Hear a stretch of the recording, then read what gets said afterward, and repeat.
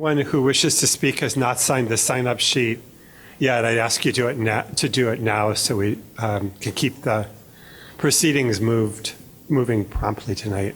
Is this sign-up sheet? The sign-up sheet for the audience is outside.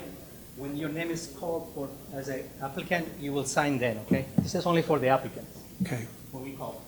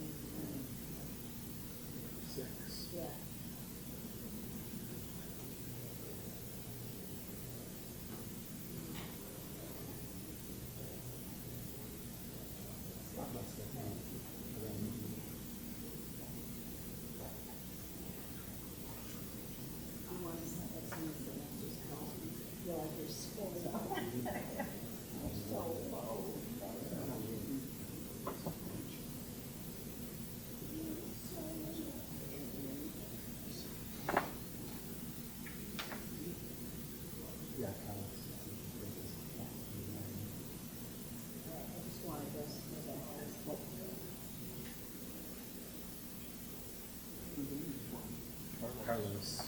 No, but I thought you said you were waiting. You said something about the you were waiting for one more connection. I mean, we can start, but we can't start without Carlos. He went back to his office to get the colored sheets, and we'll just have to wait for him.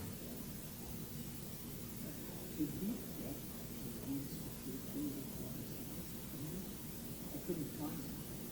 You're in the minutes. You're in the agenda. I never got it. The minutes? From the previous meeting.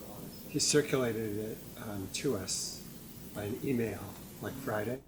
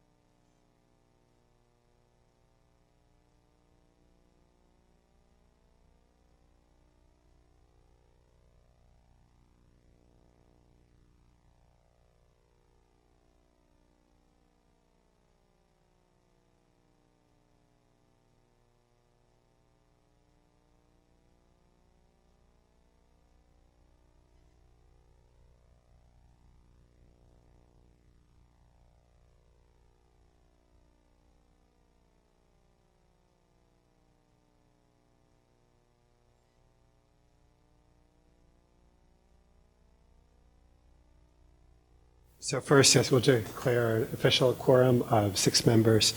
For those of you who haven't attended our meetings before, for each matter, the applicant will come up and present their application.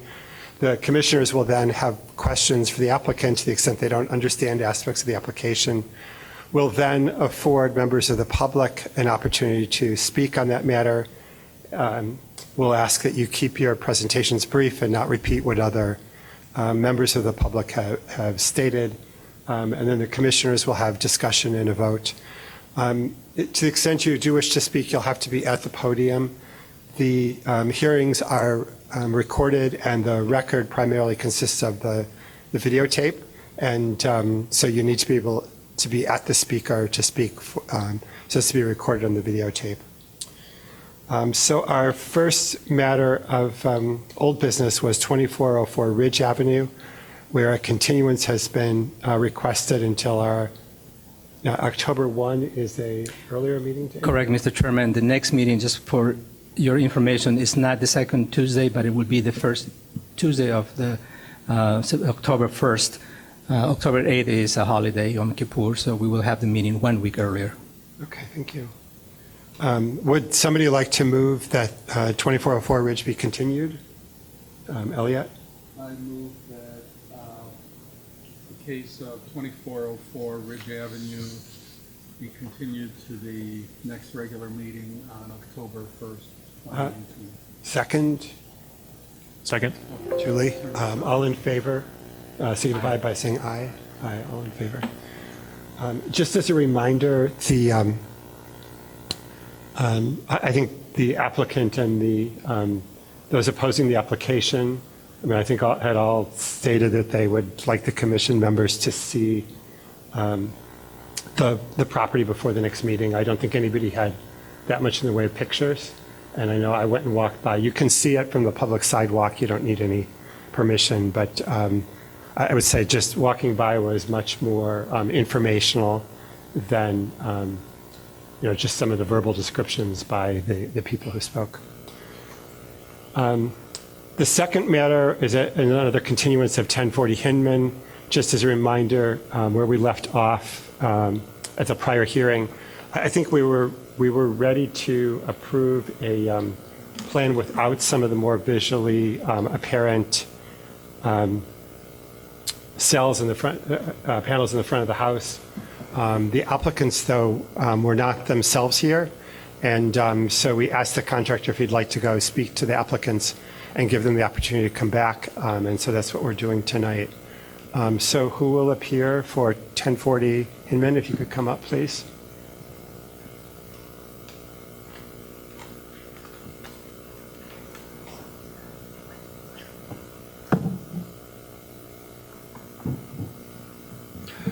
Hi, my name is Peter Londy. I'm the owner of 1040 Hinman. I'm also a board member of Citizens Greener Evanston, so my clean energy concerns extend beyond the solar panel COA application tonight, and in particular to supporting the city's Climate Action and Resiliency Plan, or CARP. And I'm with Dorian Brewer, who you met last time, who is the owner of the company that is we've contracted with to do a solar panel installation for us. I was planning to walk you through the addendum, but seeing the lineup you had, the long lineup, I decided to simply quickly summarize our case to you for approving the COA and answering your questions. Could you put it on page 8 of the packet, or I don't know if this is part of the packet or this might. This is the packet. No, that's, go back considerably. The one with the picture of our house on it. There you go. Thank you. So first of all, points of information. The question was raised in the August meeting whether we would consider an installation that did not have panels visible from the street. Unfortunately, the system would not be viable unless we include the south-facing east roof. Positions for panels on the rear roof are compromised because of shading, and 8 of the 12 best sunlight harvesting locations are on this front-facing roof. Secondly, there is no practical solution to hiding solar collectors on a red roof.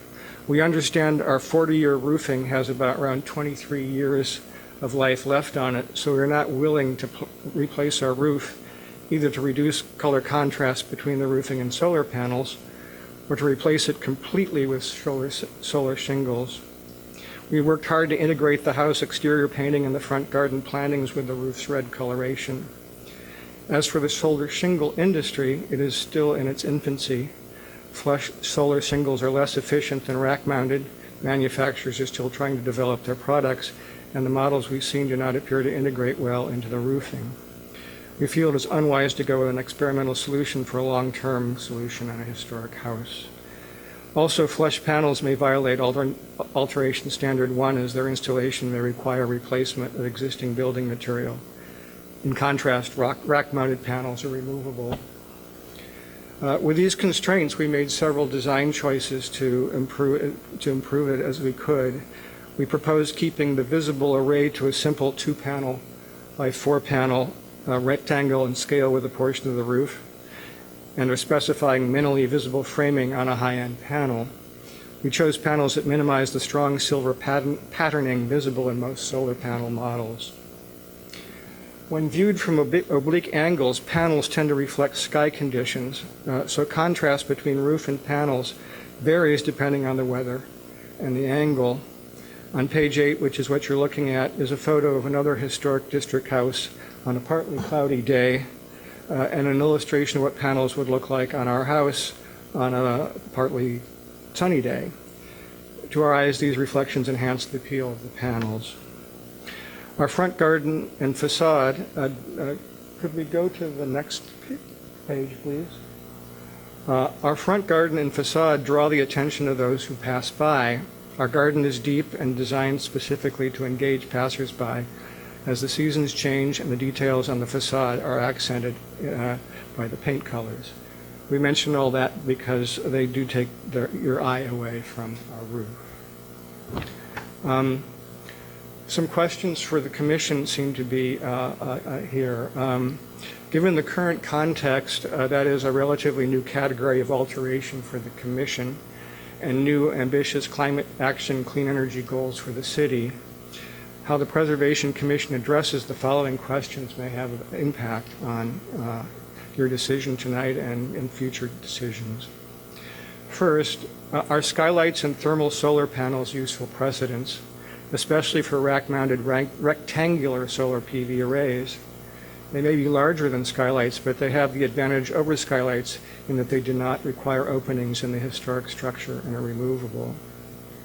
Second, should a property's perceived charm and beauty be a criteria in denying a COA?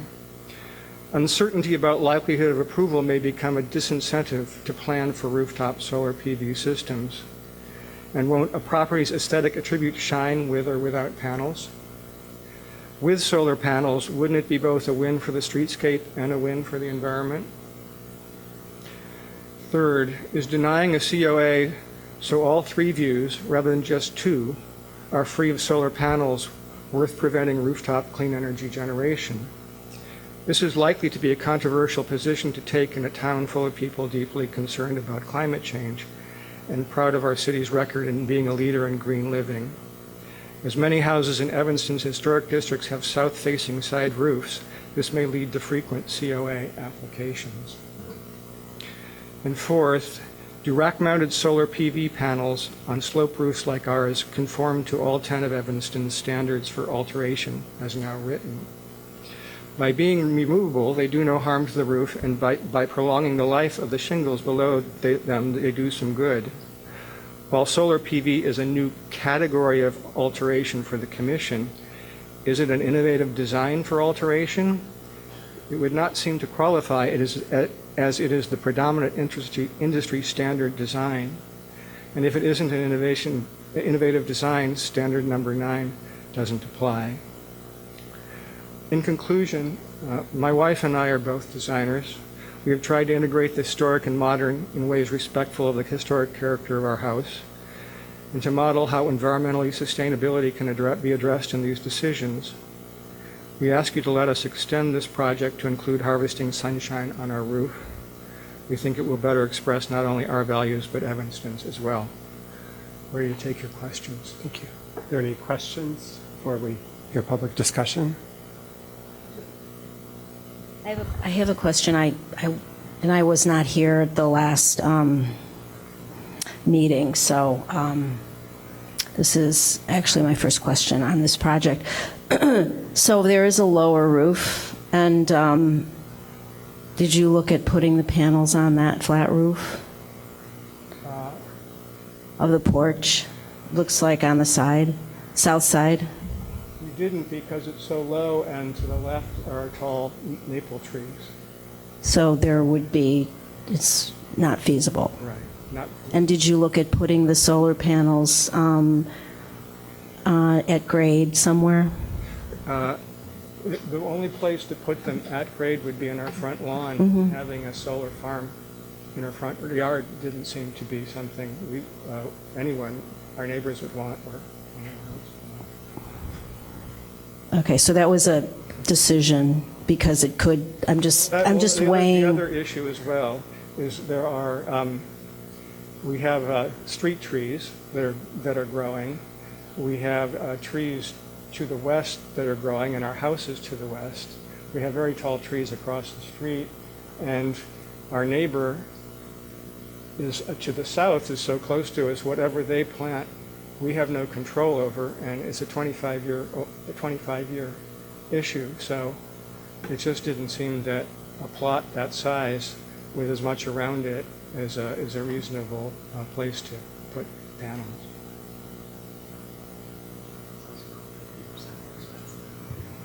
It's also, speak up, please.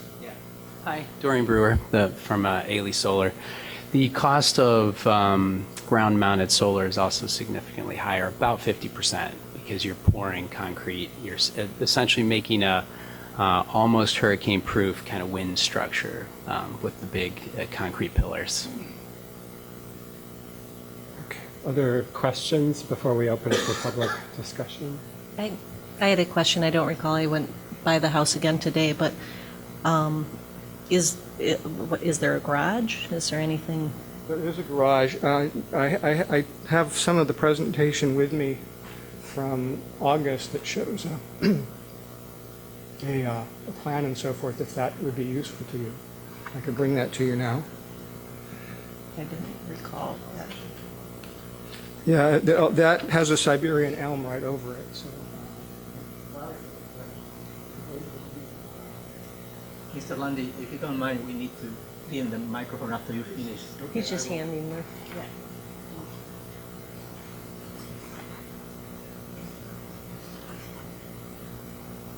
Thank you, Mr. Lundy.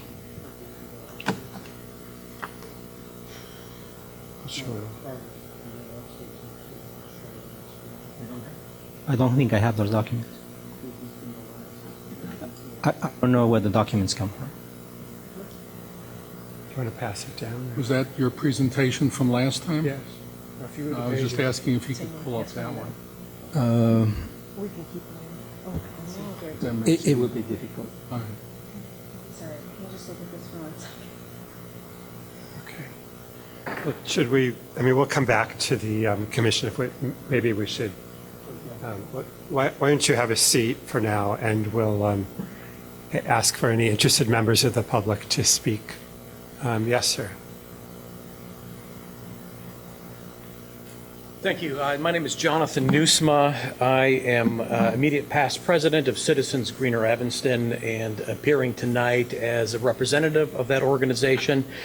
I'm also in my day job a certified NABCEP certified solar sales professional. I also serve on the city's utilities commission, and you guys have a nicer meeting area than we do. So, thank you Mr. for your Nesma, service. did you sign it? I did sign it. Thank yes, you. Yes. So it's not the intention of Citizens Greener Evanston to get involved in every permit application that comes before you, but due to some legislation at the state level a couple of years ago, it's called the Future Energy Jobs Act, the solar market in Illinois is really going gangbusters right now. So if you haven't already seen an increase in the number of solar permits, rest assured that they're on their way. And if Citizens Greener Evanston is doing our job, within 5 to 10 years, we would love to see solar panels on every roof in Evanston where it makes sense. And where does it make sense? It makes the most sense on a south-facing roof. It does not make sense when there's shade. East and west-facing roofs, a little bit less productive, but are certainly viable candidates. North-facing roof, not so much. Flat roof, probably not a concern from an aesthetic standpoint, but certainly flat roofs are viable solar candidates as well. And as Mr. Laundy mentioned, the city has made a commitment to 100% renewable energy and actually going carbon-free by 2050. This was in the Climate Action and Resilience Plan, or CARP plan, that the City Council passed unanimously last December. And if we're going to get to that zero carbon by 2050 goal, we need to do all the on-site solar in Evanston that we can. So I will leave my comments there and remain here if there's any questions I can help you with. Thank you. Other speakers who'd like to speak? Yes, sir.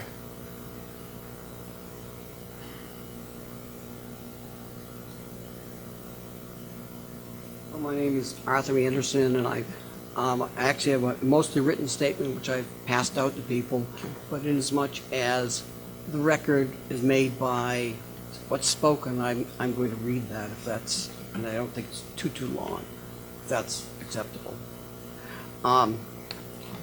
Yeah, I've been a resident of Evanston for 46 years. My wife and I, for 34 years, have resided at 715 Michigan Avenue, which is a landmark home in the Lakeshore Historic District. My wife and I are committed to historic preservation. In 1993, we placed an addition on the rear of our home, removed steel siding and replaced it with wood, removed 3 layers of asphalt shingles and replaced it with roofing material with cedar shingles. We identified the original paint plan and, to the extent possible, restored the home to its appearance in 1896. In 1994, we received an Evanston Preservation Award for our project. I became interested in the relationship between historic preservation and environmental preservation when my wife and I attended a program which explained a plan for joint purchase of solar panels. I appeared before the Commission on June 9, 2019, to suggest that the rules and procedures of the Commission be amended to empower staff either to approve an application for a COA or to install solar panels, or direct the application to the Commission for review. I watched the portions of the video in which the amendment of the rules and procedures were discussed because I wanted to know whether the amendment would be adopted. And I watched the portion discussing the application of a COA for authority to install 18 solar panels on the south-facing roof on 1040 Hinman, because that application was the first application for installation of solar panels on a home after the adoption in November of 2018 of the Climate Action and Resiliency Plan. To me, application to install 12 solar panels on a garage facing an alley did not count as something really to be considered. Most Commission members in the video seemed troubled by the conflict between goals of historic preservation and environmental protection. I'm grateful to Carlos for suggesting a continuance which permitted a month to reflect on the issues. I submitted a comment which attempted to infer a general rule which would explain the limited decisions made by the Commission concerning photovoltaic solar panels. The rule in the comment is that the Commission would approve COAs for the installation of solar panels on non-landmark buildings within the historic districts, where the proposed panels were to be installed either on the sides or back of the building, or where the solar panels would not be visible to an individual standing on a sidewalk directly in front of the building. At the 2-hour, 42-minute point of the video of the meeting, Susie Reinhold stated, "I think we just need to be very clear why or why not we are approving." To me, that sentence was the most important idea expressed during the discussion of the application. Most of the homes in the Lakeshore Historic District front on a street either from the east or the west. The south and north facing roofs are on most are the longest. The south facing roofs will be most important for placement of solar panels. The three applications acted on by the Commission illustrate the importance of the south-facing roofs. The back side of 743 Michigan Avenue and the back side of 114 Kedzie face one another across an alley. 743 Michigan Ave, with a south-facing roof, required only 12 solar panels to provide the home with electricity, while 114 Kedzie, with only east and west-facing roofs, requires 27 panels to provide electricity for a similar-sized house. The west-facing garage at 1741 Hinman requires 12 solar panels to recharge a Tesla car. As interest in climate action in the Climate Action Resiliency Plan increases, applications for COAs on the installation of solar panels should increase. Trees on the front lawn of 1040 cut back substantially the view of the south-facing roof where 8 panels would be installed. Trees do lose leaves, die, get cut down, or blown away by storms.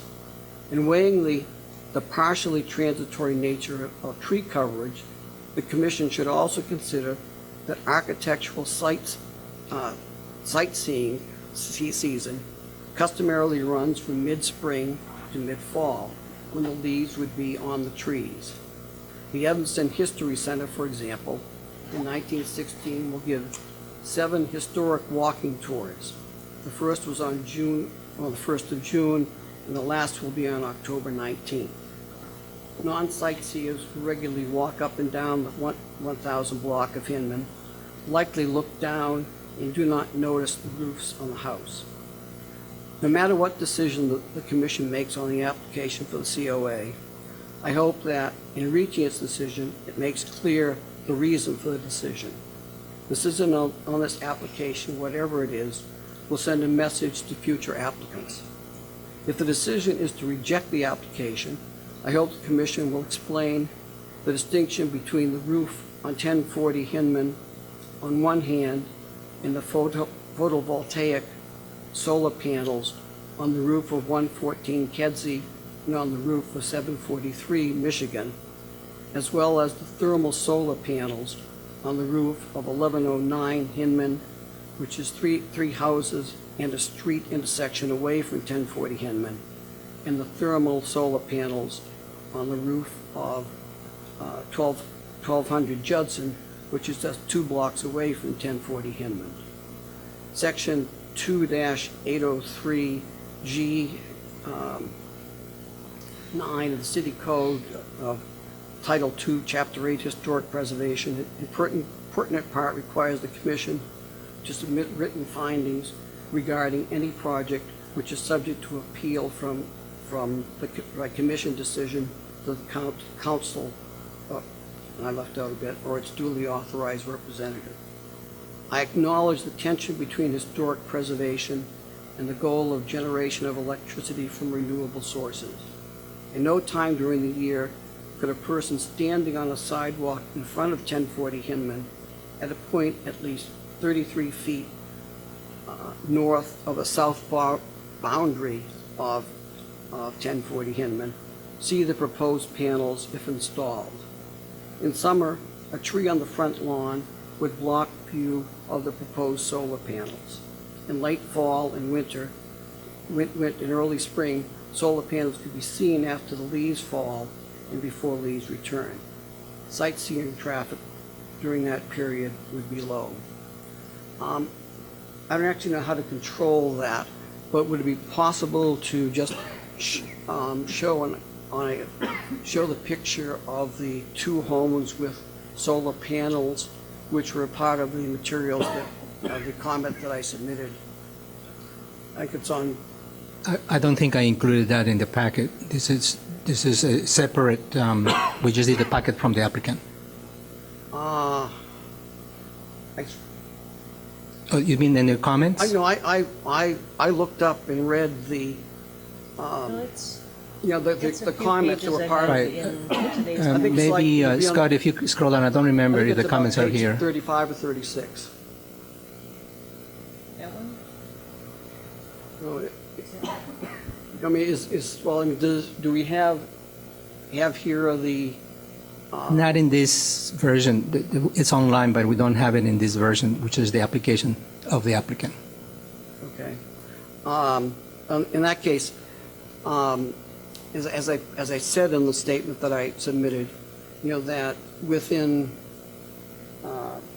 5 or 6 houses, there is a home with solar thermal panels with dimensions of 8 feet by 8 feet, which are in clear view from the sidewalk.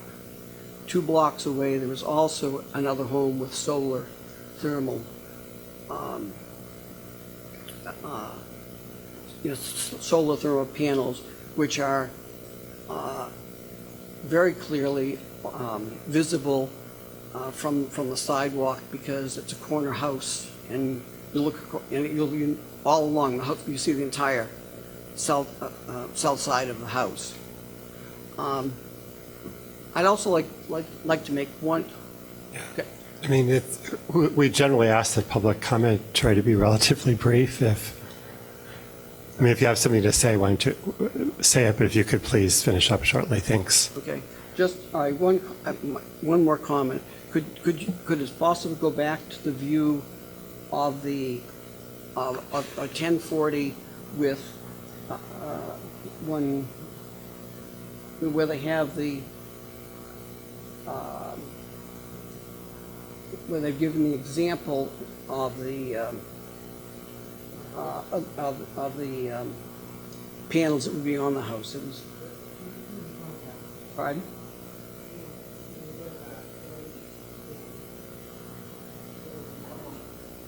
Okay, that I'm not an expert on Victorian homes, but I spent a great deal of time doing research to work on my own home. I think as you look at this, you see that first that houses with gables are not going to have uniform color. You can see the mark of a shade that goes down in the house. That it's impossible to have any panels which are going to be constant in color because they're always going to reflect what's on the sky. If you look at the coloring of the paint and the overhangs, it's very dark. It also is consistent with the black of the proposed panels. So it's not totally out of order. That's it. Thank you. Any other members of the public who wish to speak?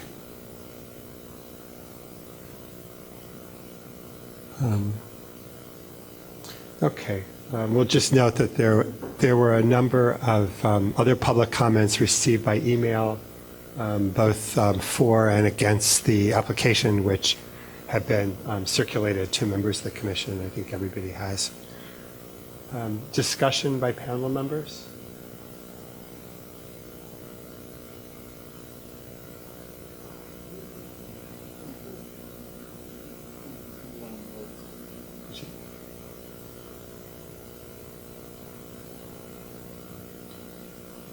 Do you want to say?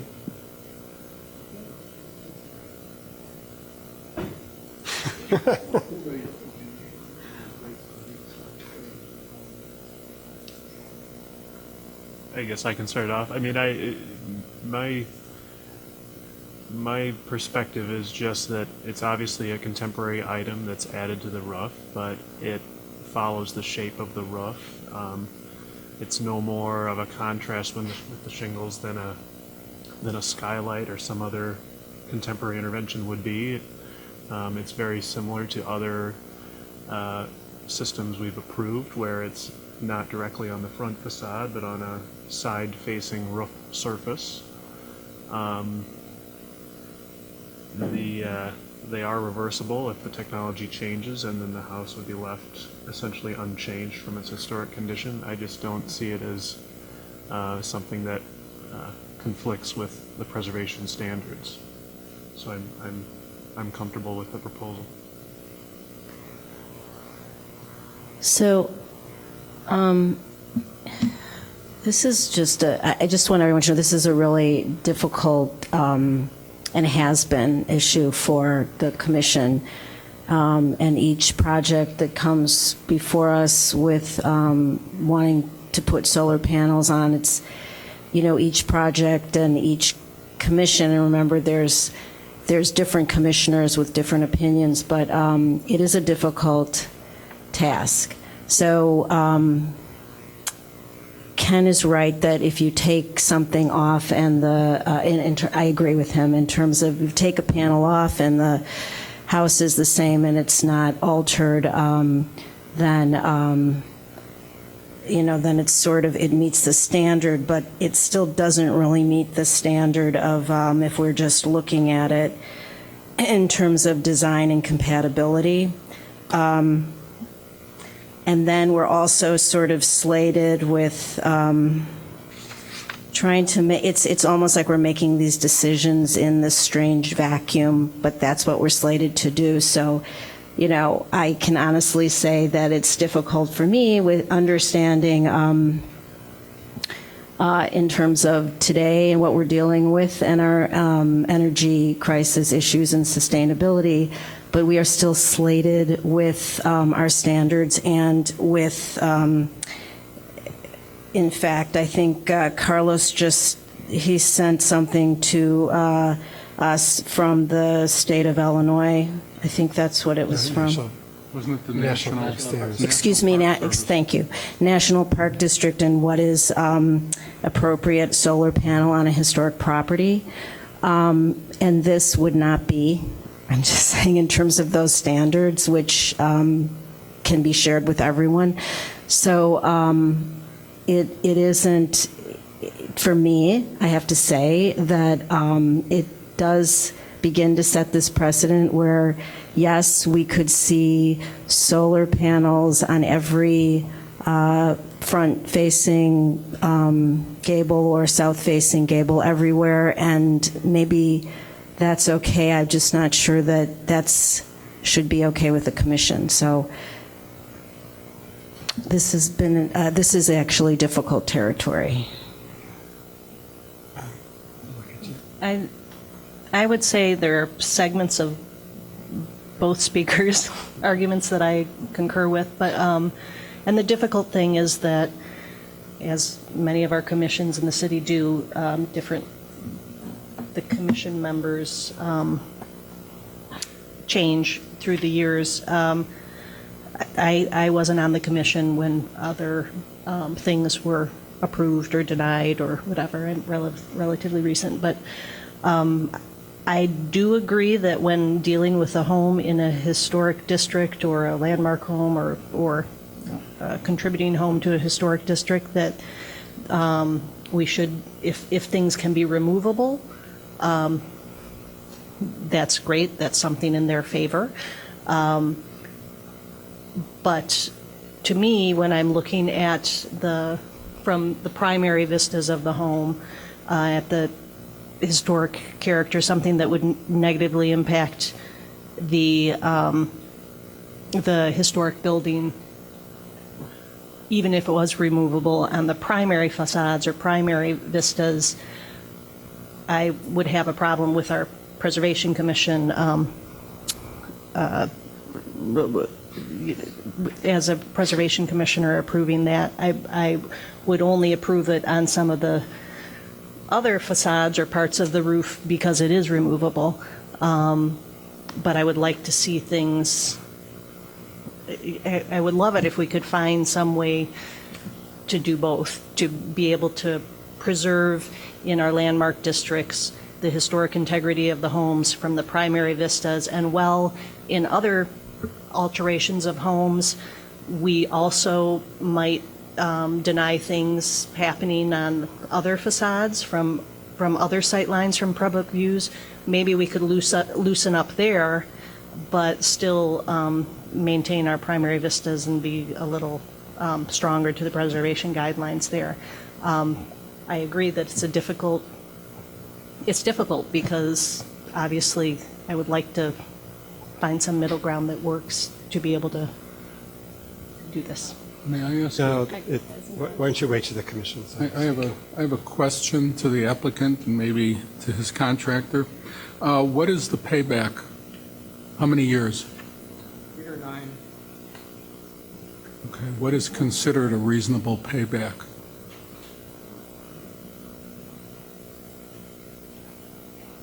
Hi, thanks for the question. It's a bit of a eye of the beholder question, right? Several years ago, the payback was longer and people were still buying, but as was mentioned earlier, the paybacks are much more favorable now from really an Illinois incentive that is contributing anywhere from 25% to over 40% of the cost of a solar system. So it's really very much an eye of the beholder. But yeah, so. Well, I'll ask this because I've done some numbers for my own place just to see. And how sensitive is this in terms of payback as you reduce the number of panels? Definitely raises the number of years for the payback without a doubt, especially, unfortunately here, this is the most sunny spot on the property. I think we mentioned that last time, mostly from the placement of the trees, but also on the west, it's a lower roof, so even less of a, relationship to the shading trees. So to remove those entirely, I think they contribute. I didn't say entirely. To move them. To move them was your. Well, is that what you're saying? I'm asking because the other question becomes, and that also, just for those who don't know, the sensitivity of how many panels you need. It's very sensitive to what his electrical use is. Right. I found that I could get the same payback period, but I'd need one additional panel just by saying I spend $20 a month more on electrical than I might pay. I was doing it that way to say, what if my electrical bill is really higher? And it added one panel. I'm unfortunately got a number like 11 years and 40 panels. So don't even try to grind those numbers out, and you'll understand. My wife said we're not going to be alive for that. And even though I was all gung-ho for it. But it's a configuration issue. But having done some of those numbers, that's why I ask if I said somehow or another we don't have as many that are visible here, which seems to be one of the issues, the panels that we see, as opposed to the panels that are hiding on the other side of the gable. I'm just curious what happens both to his payback. Yeah. It's going to reduce the amount of electricity that he can purchase in this manner. But it does resolve, I'm not trying to mediate the issue, but I'm asking, can it be resolved in some way without just saying no panels at all? So there's 2 rows of 4 panels, so 8 panels. So for example, half that, for example, is the scenario you're contemplating. I didn't say that. Okay, I'm asking so I can. You're making try an and, assumption. I know, well, and I'm not sure what you can When you say potentially fit. reducing, it could be 1 module there, 2, 3, and so on. I hear what you're saying. I would say in general, the other locations were at least 30% less productive than this area. So if you take 1 module out, you start to affect the payback and the relative economics of the project, if that makes sense. Does that answer your question about? Well, I think it's important for everybody to Yeah. realize that there are other options. And how- Besides putting them on the ground and some of those things, which I understand why you don't want to put it in the front yard, for all sorts of reasons. Elliot, what are you suggesting? Are you suggesting a modified plan with Well, I'm fewer just panels? curious if there was an exploration of, what seems to be, well, there's two issues, one of which we can't address here because I don't think the people next door are here, and that seems to be, from what we gathered last time, was looking out their bedroom window and looking at what they felt to be reflective panels as they viewed the house next door. I mean, I'm not sure there's any way to resolve that without simply saying no panels at all.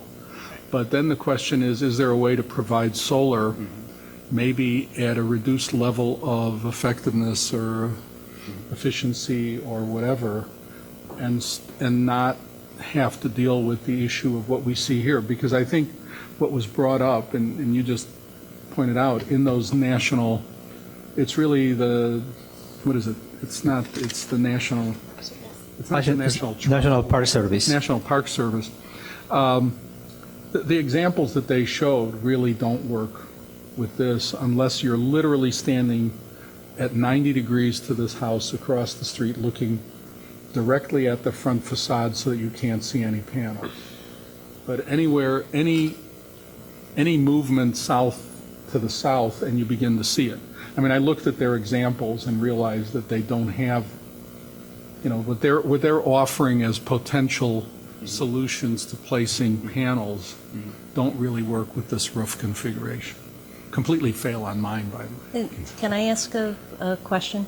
So is there, I mean, I know this is definitely an ideal spot, but like on the back can you, like where you have 4 panels, could you have 5? And where there are 6 panels, could you have 8? And they wouldn't be as, getting as much sun as this, but they would be getting, sun. And how does that skew? And then my other question is, can you never put panels on, like the back side of the gable that would be facing west? I mean, there's sun on it. Again, it's not like, a south roof, but, could you make some additions and maybe not get up to the volume of electricity that you're getting with this configuration, but get a little further up, So that the roof with 4,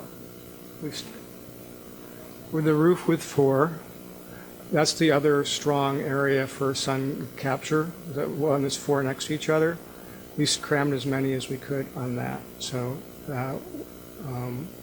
the answer is there's just no room there, as I understand. On the kitchen, that is a lower roof, and the house, there are 6 panels on it now. The house shades it until noon. The closest part where there's some roof area there, closer to the rest of the house, that gets shaded till very late in the morning. The west-facing roof that is closer to the tree cover that's to the south, so that's their modeling of that showed that it was being shaded significantly. We also have a river birch tree that's blocking our view to the parking lot of the VW dealership. It's just west of that west-facing roof. It is now 3 years older than when we planted it, and right at roof level, so it's going to be directly blocking that in a few years. So they're not, there's definitely, they don't compare in terms of the sunlight they get to the ones on the But front. they compare to this, they're the precise same price per panel, so as you keep doing that, it just becomes not worth the cost-benefit ratio just goes away.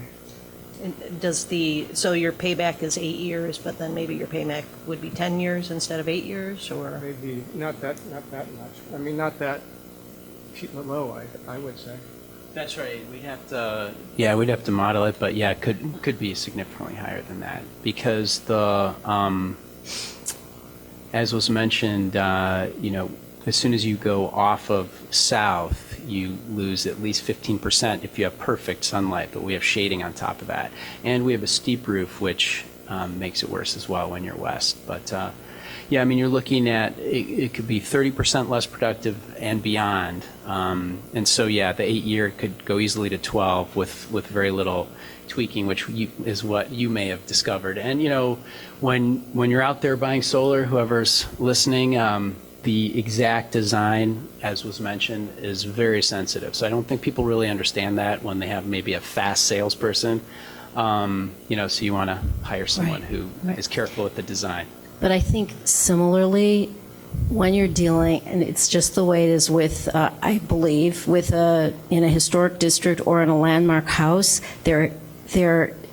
if it may be ideal to locate them on the south-facing facade, which may be within the public view, and so we need to find some compromises. That's all I'm saying, because maybe not, I mean, I don't know how people will vote on this, but I'm just saying, what is the compromise if we asked you, and is there one where you just do not have these south-facing panels? Yeah.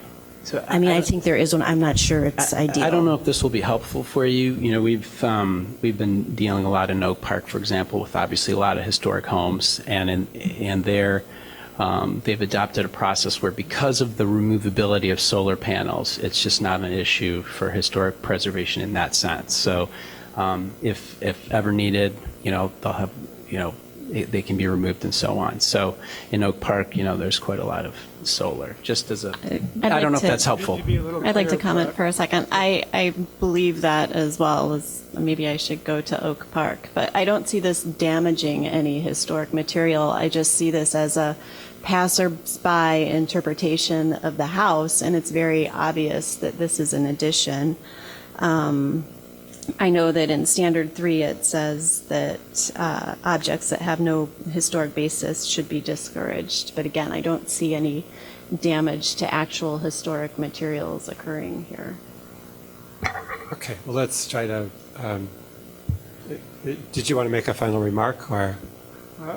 A couple. I just wanted to make sure when you're talking about primary views to realize that 2 of the 3 primary views, straight on from the north, there's no damage to.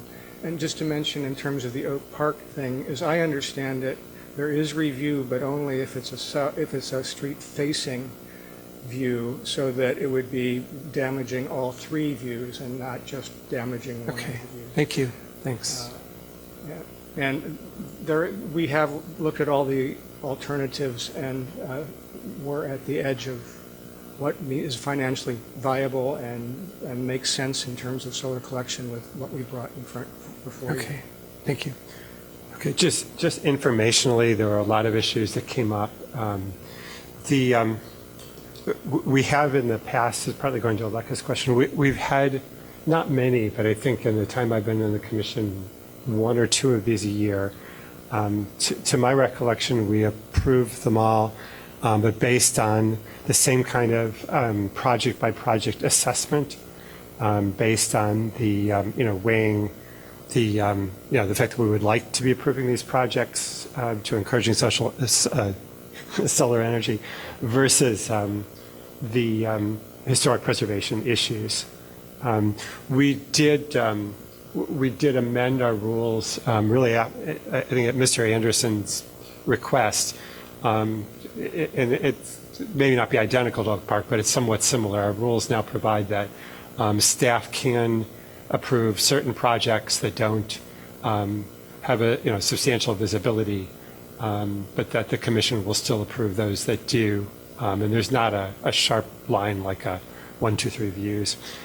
Finally, or maybe 2 more things. We have actually already reached out, again, partly due to Mr. Anderson's suggestions, to have both meetings with the city sustainability director, and then also trying to get some kind of preservation expertise. Both, I'm afraid both points of view are relevant, and as everybody said, it's very difficult to balance them. But we do anticipate, it was suggested that we'll be seeing more of these applications we have in the past. We want to be prepared for that. And, I think we're going to have to continue to consider these issues as we really learn more about them. Today, I think we just, we're at the state of knowledge we are today, and I think we'll have to do our best based on that. In terms of the standards, I think the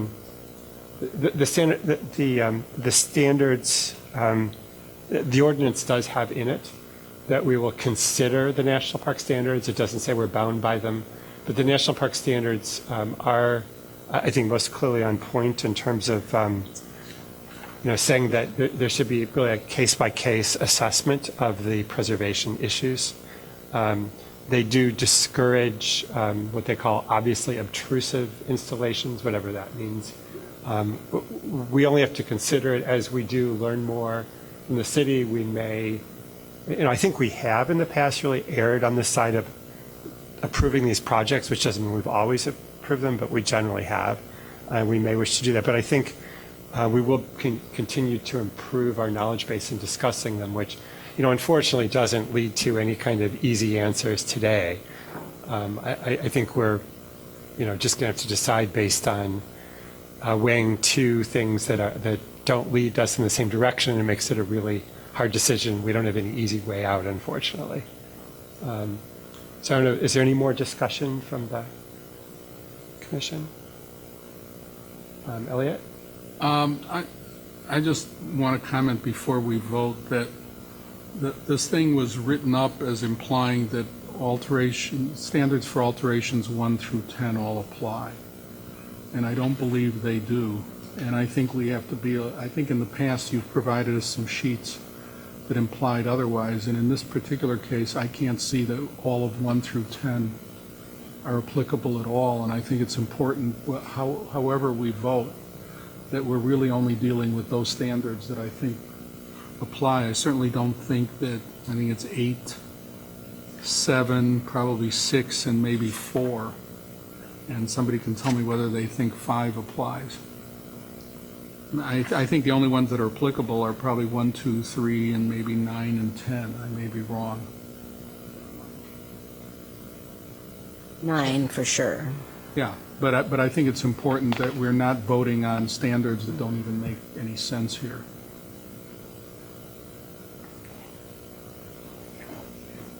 That sounds right. Would you like to make a motion based on that? I knew it would happen. Never offer anything. That's a word to all those in the audience. I move that we issue it's recommend, I believe, isn't it? No, this is a COA application. Yeah, it is. A certificate of appropriateness for 1040 Hinman for the installation of 18 solar voltaic flush-mounted panels visible from the public way, and the applicable standards would be 1, 2, 3, 9, and 10. I was asked to add number 5. You can make that amendment to the motion, and 5. Okay, second. Jamie, second. You, Jamie. All right, all in favor signify by saying aye. 2? All against signify by saying no. I'm abstaining. Abstentions? 1 abstention? Yeah, Yeah, so I'm it's abstaining. 2 in favor, 3 against, 1 abstention. Just because I made the motion doesn't require me. Okay. Mr. Chairman, since the motion for approval did not pass, for the benefit of the findings, would it be possible that the commission discuss what standards were not met so that we can write up the findings?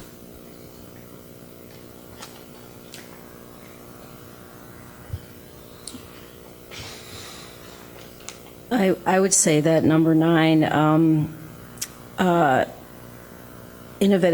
part of 9, innovative design for alterations to existing properties shall not be discouraged when they do not destroy significant historic. That actually meets it, but such design is compatible with the feature, size, scale, proportion, massing, color, material, and is not met. So I would say 9 is not met.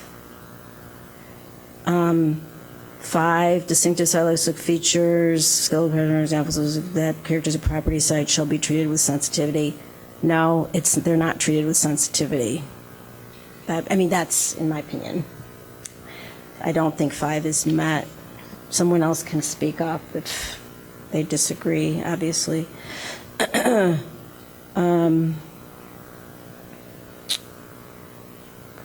I guess 2 other notes. So subparagraph E says, in addition to the above standards, the commission shall consider the Secretary of the Interior's standards for treatment of historic properties. And,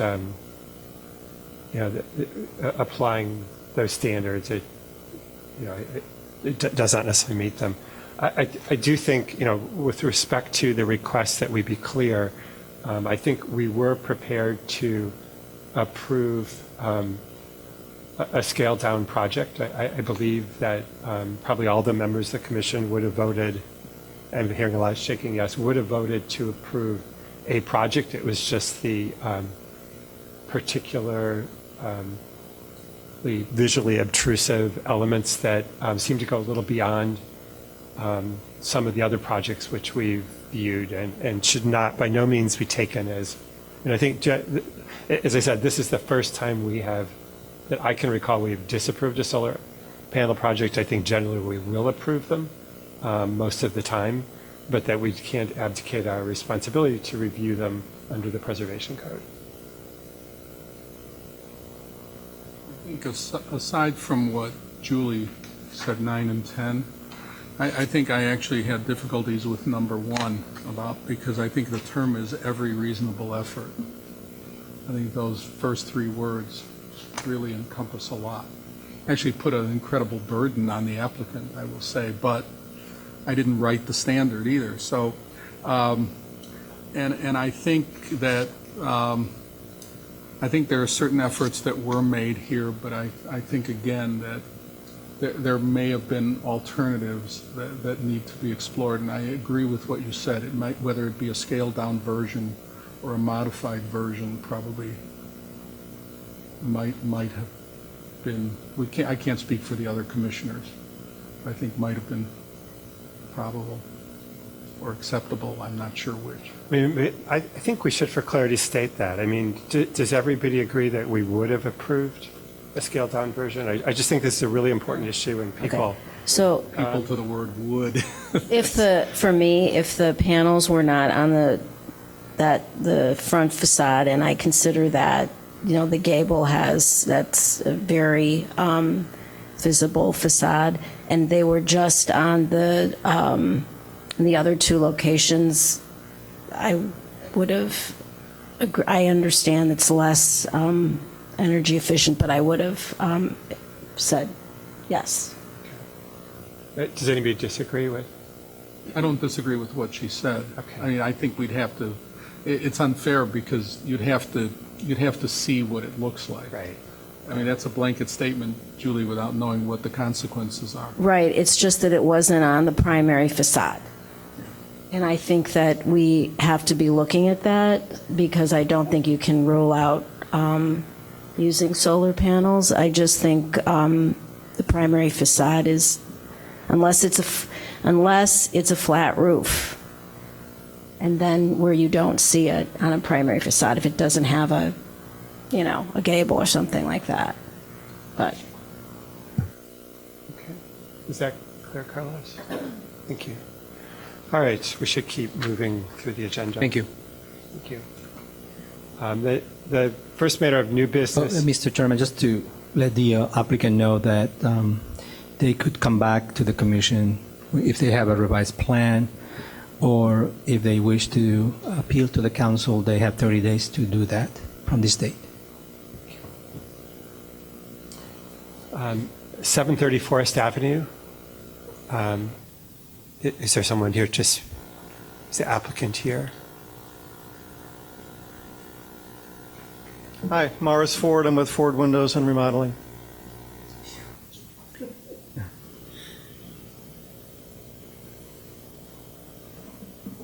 I'm sorry, just for the record, can you repeat your names? For the record, can you repeat your name? Morris Ford. Okay. Thank you.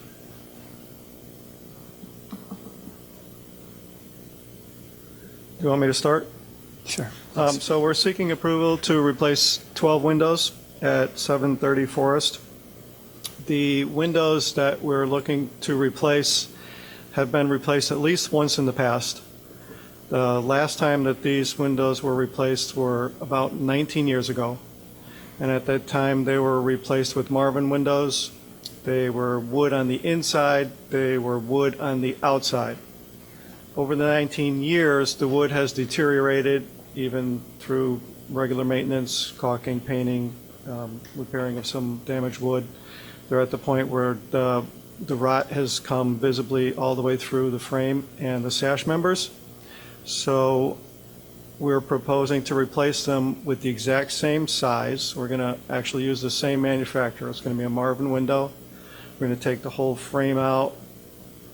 The exterior trim that was replaced before will be replaced.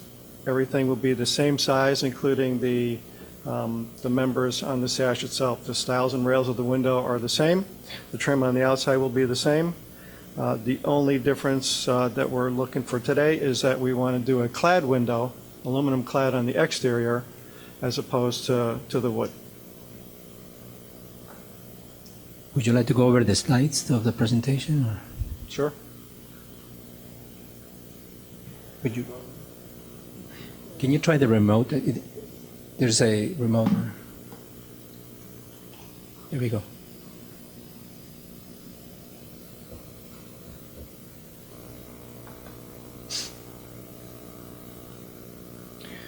So the windows are numbered 1 through 12. I didn't do that. 1 and 2 are on the front elevation. Those are they're wood double-hung windows right now, and we'd be replacing them with a wood double-hung window with the clad exterior. Window number 3 is an eyebrow window. Again, be replacing that in kind with the exact same characteristics as it has right now. These are really the 3 most visible windows from the street. And this is a picture of the front elevation of the house. Keeps on skipping on me.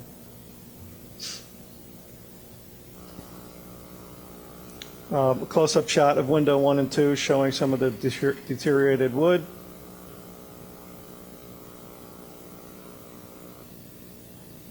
And this is a CAD drawing on window 1 and 2 showing the size of the window. Got the glass dimensions in there. The light pattern that's existing, we're matching that with a simulated divided light with the exact same thickness as the current one.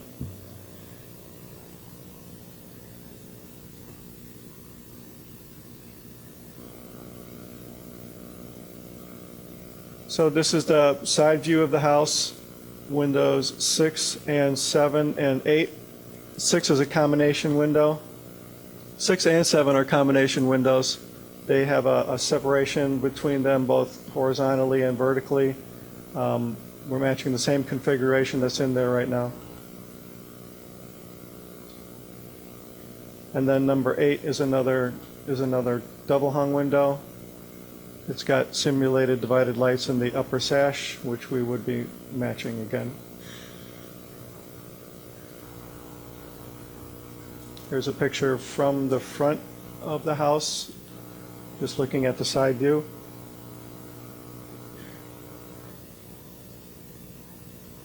In our packet, all the windows are drawn out to scale with the size of the frame and the daylight opening of the glass.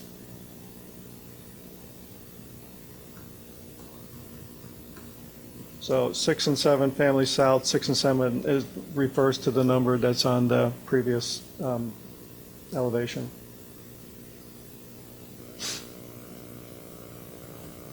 This is the rear, this is the side of the house towards the rear, window number 10, another hung window.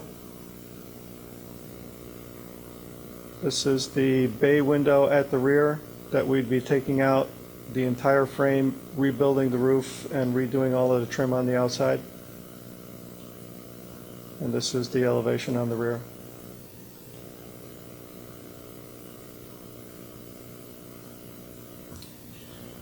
Window number 11 is a double casement window. Again, same thing, new window with trim.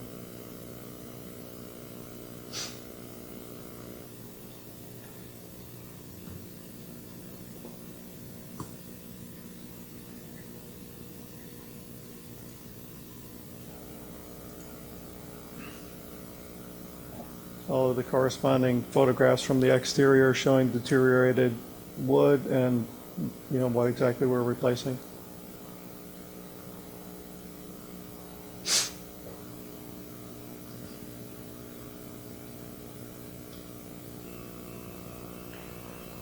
This has the dimensions of the old window and the dimensions of the proposed new window, which are virtually the exact same size.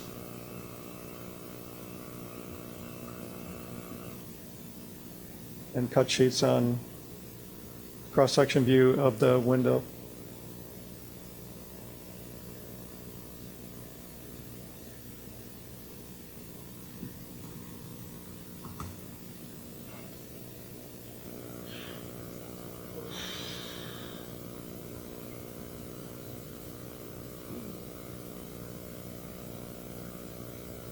What I've shown here is the exterior trim. All the drawn-in rectangles are where we would be placing the trim, which is where it is located right now, and its proximity to the window frame, both on the sides, the top, and the sill.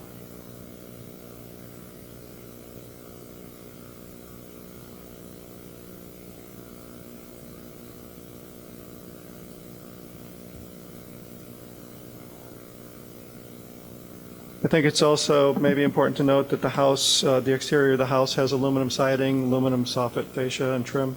So this would be very much in character with it. Did you have a question? Quick question. So they're all custom units that you're fitting into the existing openings? They're not, is that right? They're all custom sizes? They're custom units, yeah. We're fitting them into the rough opening, though. We're not fitting them into the existing opening. So we're taking the whole frame of the rough, you're doing into the out. Okay. Doesn't the trim usually sit further back with the clad fins? So Sometimes it does. Yeah, in this instance, well, anyway, but you are replacing this wood trim and then you get the clad surround of the window. Right. Okay. Okay, other questions? I have two. I'm just curious. You're replacing the bay, you're replacing the roof of the bay? Oh, wait. Correct. What is the present material and what are you replacing it with? We're replacing it in kind, Okay. and I can't remember what it was.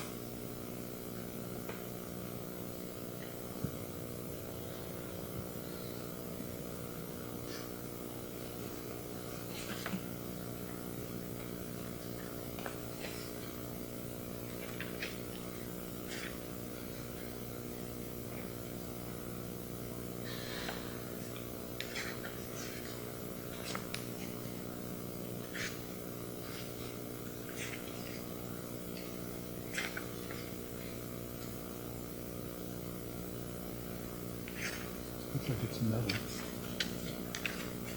That's why I'm asking. I believe it's an aluminum roof right now. It's really hard to tell, that's why. So are you, Yeah. so is this going to be more of the same brake metal that you might be using for the trim on the aluminum windows or what? Yeah, we would match it exactly. And then my other question is that those little rectangles of additional trim, what, the siding of the house is what, wood siding right now? It's aluminum. Oh, it is already aluminum. So those are just going to be clad rectangles of some sort? What are those going to be, those blocks? They're AZEK, and that's what's on there right now. Oh, okay. Any other questions? Okay, thank you. Was there any public comment on this matter? Thanks. Any discussion? Would anybody like to make a motion? Somebody? Okay, Julie, Okay, please. I forgot. Okay, I make a motion that we issue a certificate of appropriateness to 730 Forest Avenue to replace 12 Marvin Wood windows with new windows, which will, SDL windows, which are clad, which will match in size and look to the original ones. And exterior trim will be matched, and it is visible from the public way. Applicable standards are alterations 1 through 10. Second? No, I want to amend that. Let's leave It that isn't one 1 alone. through 10. It isn't, but let's leave it alone. Anyone want to second it, other than Elliot? Jamie, second. All in favor signify by saying aye. Aye. Unanimously in favor. Thank you. Next matter is 835 Michigan Avenue. Hi, everyone. My name is Matt Kerr. I believe the application says, or the document says Franz Allen. That is the name of the contractor. I am the homeowner presenting tonight.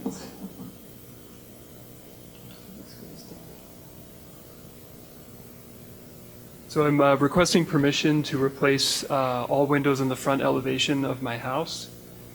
So there'd be the top and the bottom. The existing windows right now are not original to the house. They are casement windows. The request would be to replace with aluminum-clad simulated divided light Marvin double-hung windows in combination with the existing transoms. So it'd be one unit fitting in each of the openings. With a drawing of the existing windows. So these are the two windows that are on each side of the picture window. Matt, there is a pointer, the star at the top. There's a little star there. Are you pressing the middle star at the top? There's a little star at the very top. Yeah. I think you're pressing below that. You have to press on top of it. There you go, I got it. Tiny. So the first two windows with the description, with the drawings would be these two on the left and the right of the picture window. This is a drawing of the existing window that's on the lower part of the house. I'm trying to go back here.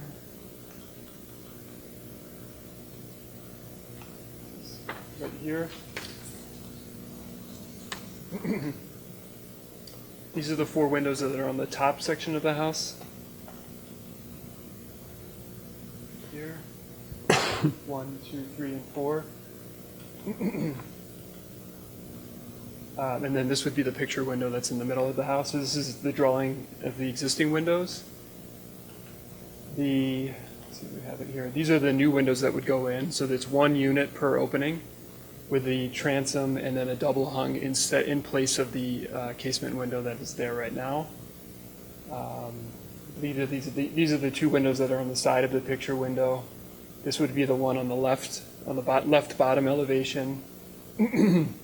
These would be the four on the top, which would just be the single double hung in place of the casements that are there on the top of the house. And then this would be the picture window that is consistent with what's in the house right now. That's it. I think this is duplicated. Yeah.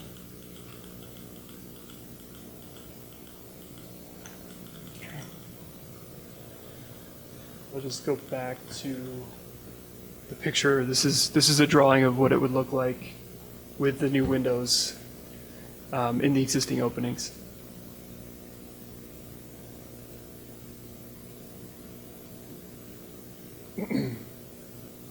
Okay. All right, questions? I think Julie? So the house has these kind of those are casements, I assume, that are in the house right now, and what you're changing them to double hungs, and so actually it really does transform the way they look. So, from the existing window, which is a casement, to the double hung, there's more muttons, and there's a bar that runs across. the middle. I'm just wondering why you elected to make that modification and didn't just leave it as casement. I mean, the real reason is the functionality of the casement having the screen in the inside is a problem. And outside of that, my daughter's room is on the top floor. And so having a casement that she can just unscrew and having it wide open was not preferable to have a double hung that you can stop the opening. Right. But I want to just say that you can stop the openings for casements. Okay, There's that special we weren't aware of that, I but just that want was, you to that know. was really it. There's special hardware so that you stop openings. Okay. Just saying.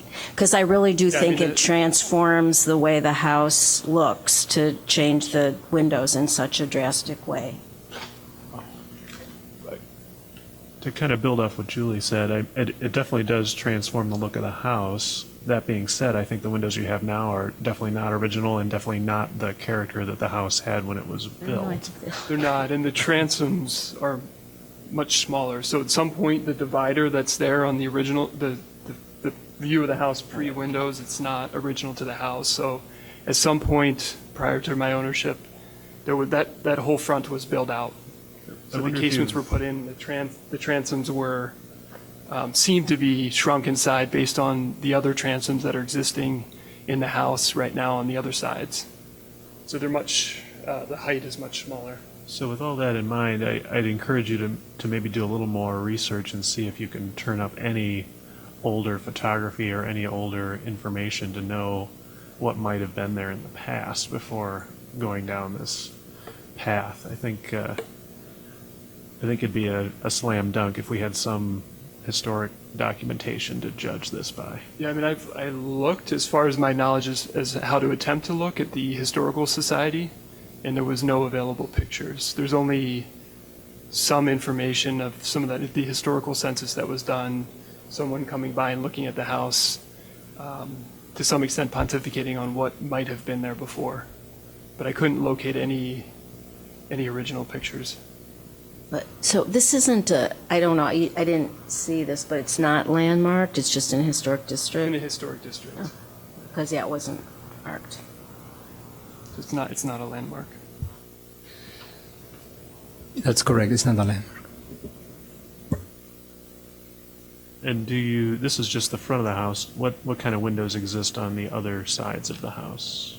The back of the house has what seem to be original windows, to the best of my knowledge, which I'm not, understandably super knowledgeable about. The sides of the house have Marvin double hung that would be consistent with what would be put in the front. I think for me, it would be helpful if you're making a case to go to double hung to see the rest of the facades, to see that they already are double hung, because all we see is this facade and that's all. I had submitted pictures of the other double hungs in the house.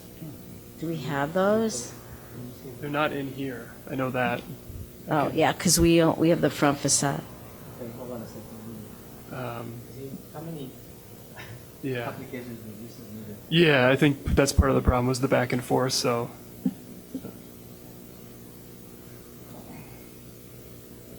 me see if I can pull it out on this. It was. I don't know.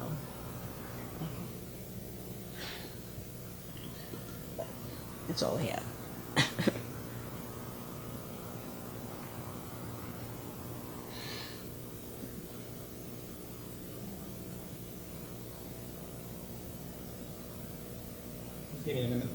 Can I just ask your comment on the muttons? You're saying they're different? Excuse me, what? Just to clarify, you're saying there's more muttons here than on the other? No, I'm just saying from what is on the house now to what would happen with the double hung, you get a lot more muttons. I mean, they just look very different. The double hung, it's drawn, you made a drawing of it. So it would help me if I knew that the rest of the house had double hungs, because it looks like they're casements. And so, that was my objection. I gotcha. That's all.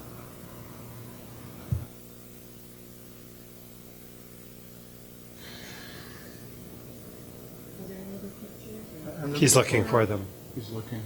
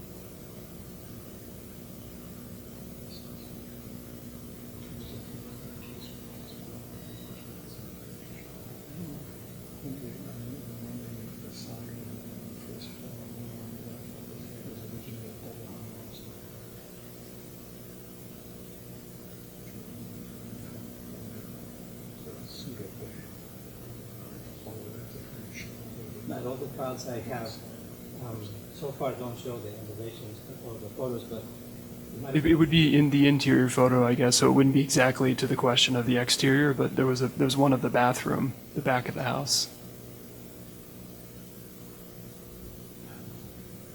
I wanted to put that in.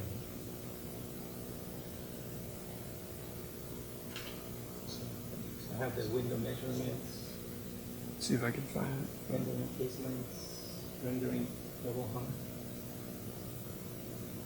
I can look at emails perhaps. Yeah, it would probably be in an email. I mean, to your point, it was fragmented. It was not with the original one from the contractor. So did you take photos of the exterior of the house? Because that's, I think, the way we would like just look at it as a whole. And if it's sort of like some double hung, some casements, I probably wouldn't be so focused on just this one facade. Yeah. So that would probably be helpful if we could get those. Unless, let me. Matt, what's your email address? It's msk113@aol.com. SK113 at AOL.com.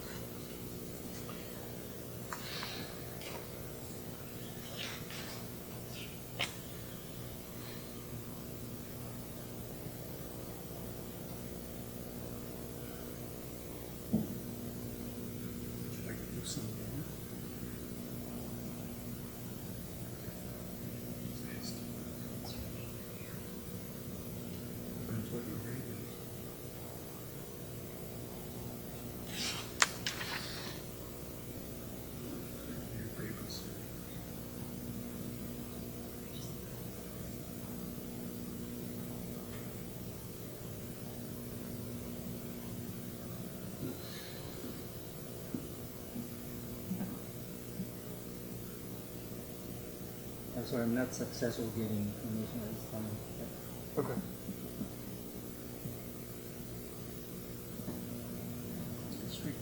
So the rest of the windows in the house are double hung. I think the thought here was these are not existing to the house for sure. I don't know if that helps. I can send pictures. Well, that would help. So I don't know how, it would help to see some other facades. I wish I could find the document. No, I know, but so I just have a question. So I think he needs to submit them again.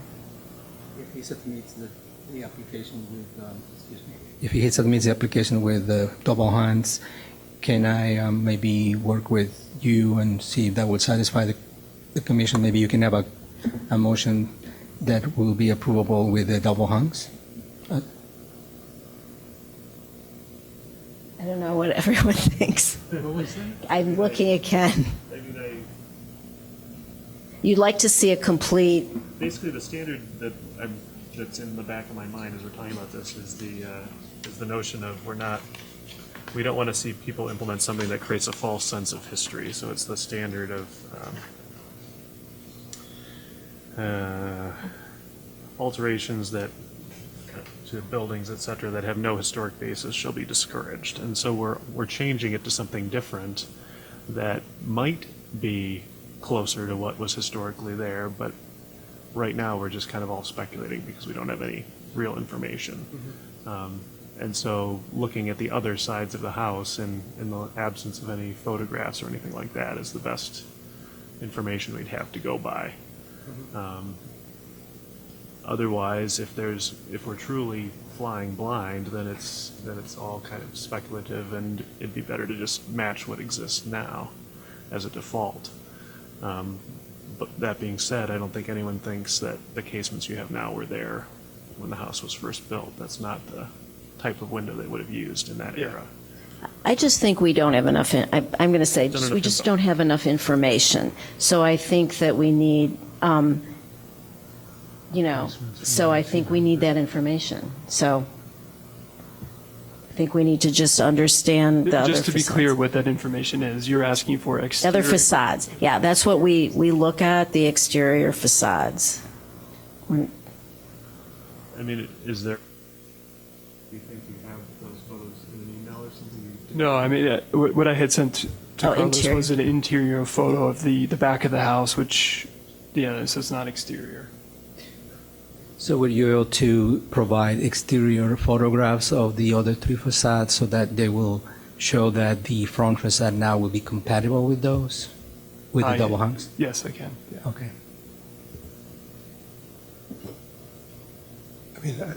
I think it might be better just to have the complete picture in front of us. I mean, obviously it's a project that at some point is going to get approved. It's not a problem, but it just doesn't seem like the information is sufficient. Would you be okay with coming back next month with, either with the pictures showing that what you're installing in the front is similar to the other facades, or even consider whether you would change your plan to match the style window that's there now, either one or the other? Yeah, if that's the proper procedure to come back rather than approval with some condition of seeing the You know what I think the problem is that we just don't have enough information, so I think we have one facade, and so typically, yes, you're making a case and you're replacing them, and if you're changing them, then I think we just want to see every facade, and I think we should see it again.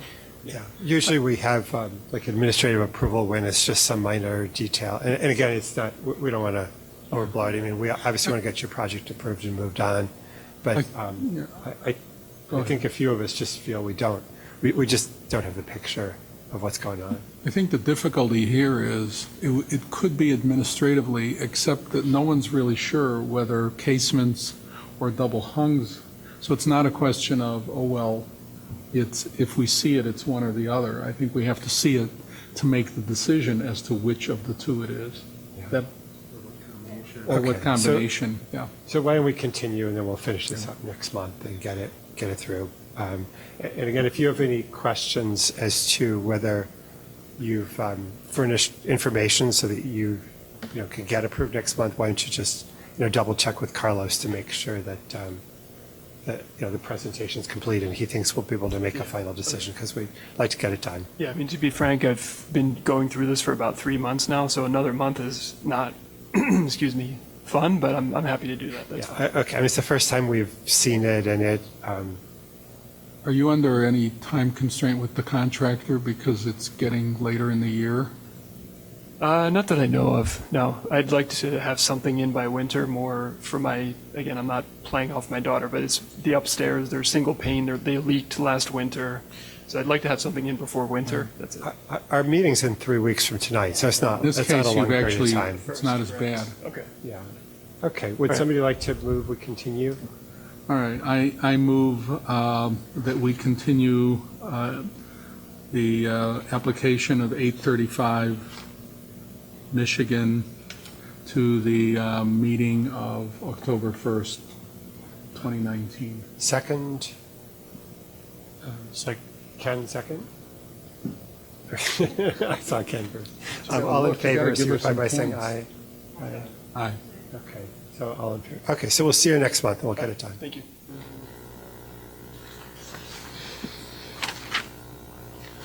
135 Main Street. Evening. I was asked to bring 13 copies of this and supplies and also a window. Great.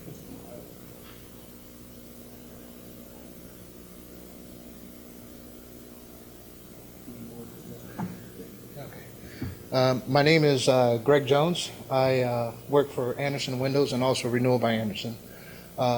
Anderson is our parent company. Renewal by Anderson is our replacement division within Anderson. Anderson has been in business 117 years.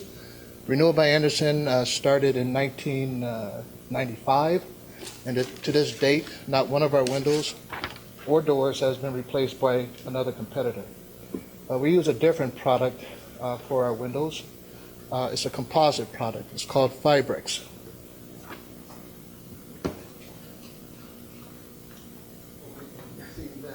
The yellow dots on there, that's actually in Evanston. That's about a 4-mile radius from here.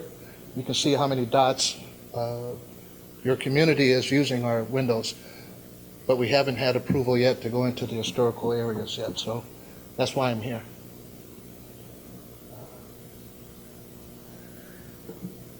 Now, our windows. Our windows are designed to mirror the look and feel of steel, also the aluminum clad, and also wood.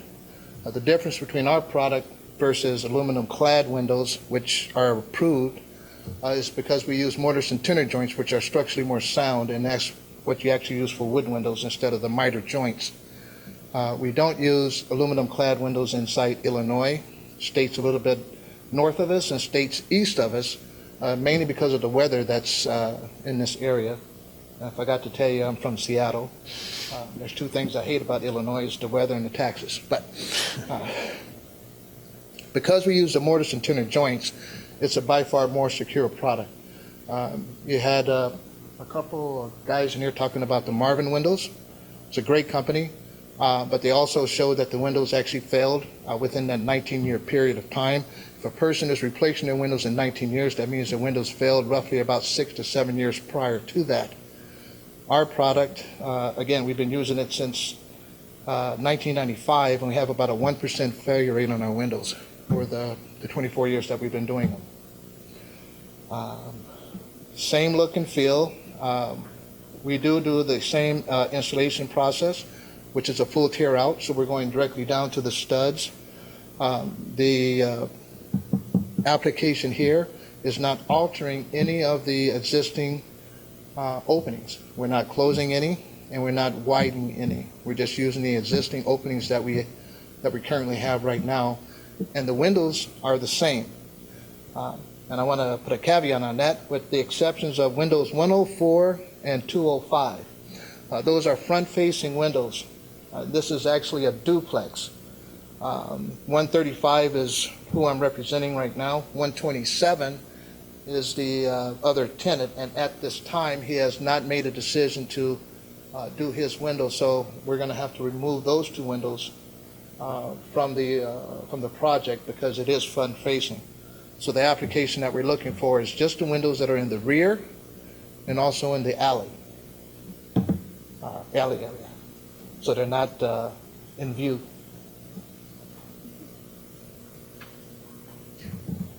Can you show pictures of the windows that you're replacing? You mean?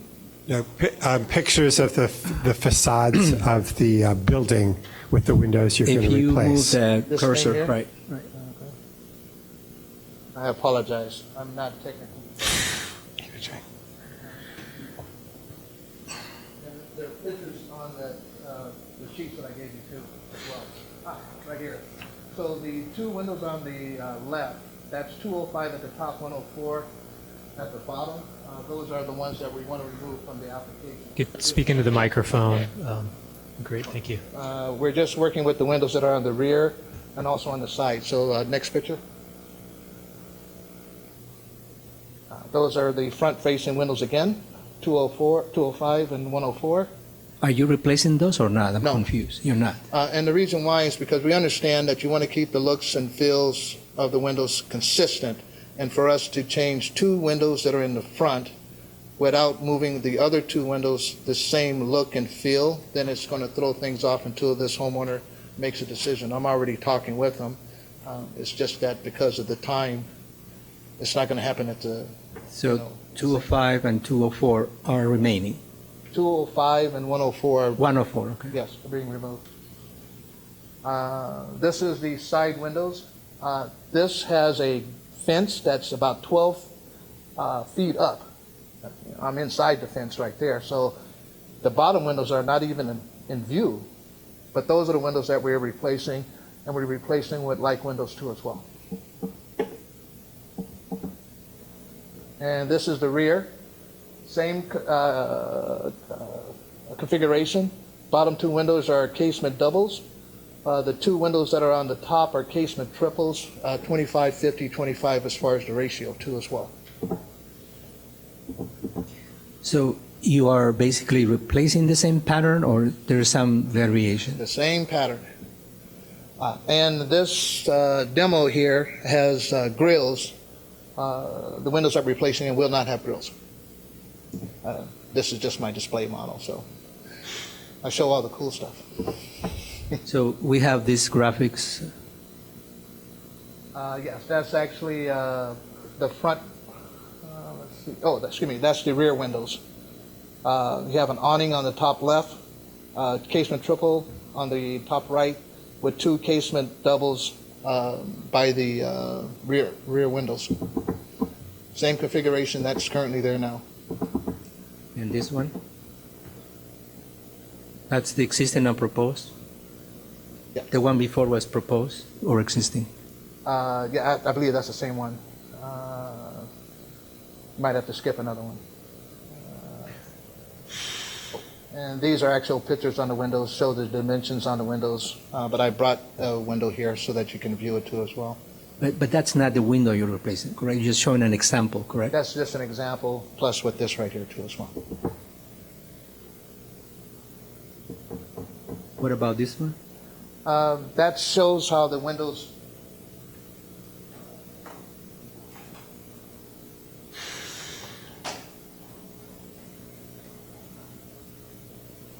Actually open.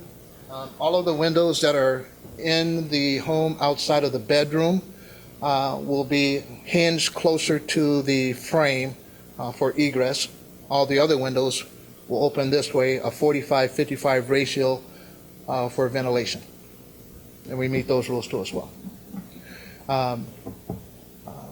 Look, feel is the same. Replacing steel windows is, I mean, that's very costly. Plus, it doesn't do, I think, one of the main things on reason why people get home improvements or restorations, which is comfort level, because you can only put single pane glass on those steel frames, where our windows 40% more efficient during the winter, 70% more efficient in the summer than our next competitor, which provides an opportunity not only to have a good comfort level inside your home, but also save money on your energy bill too as well. Okay, thank you. And because our replacement ratio is so low, we're helping out people with their products too as well.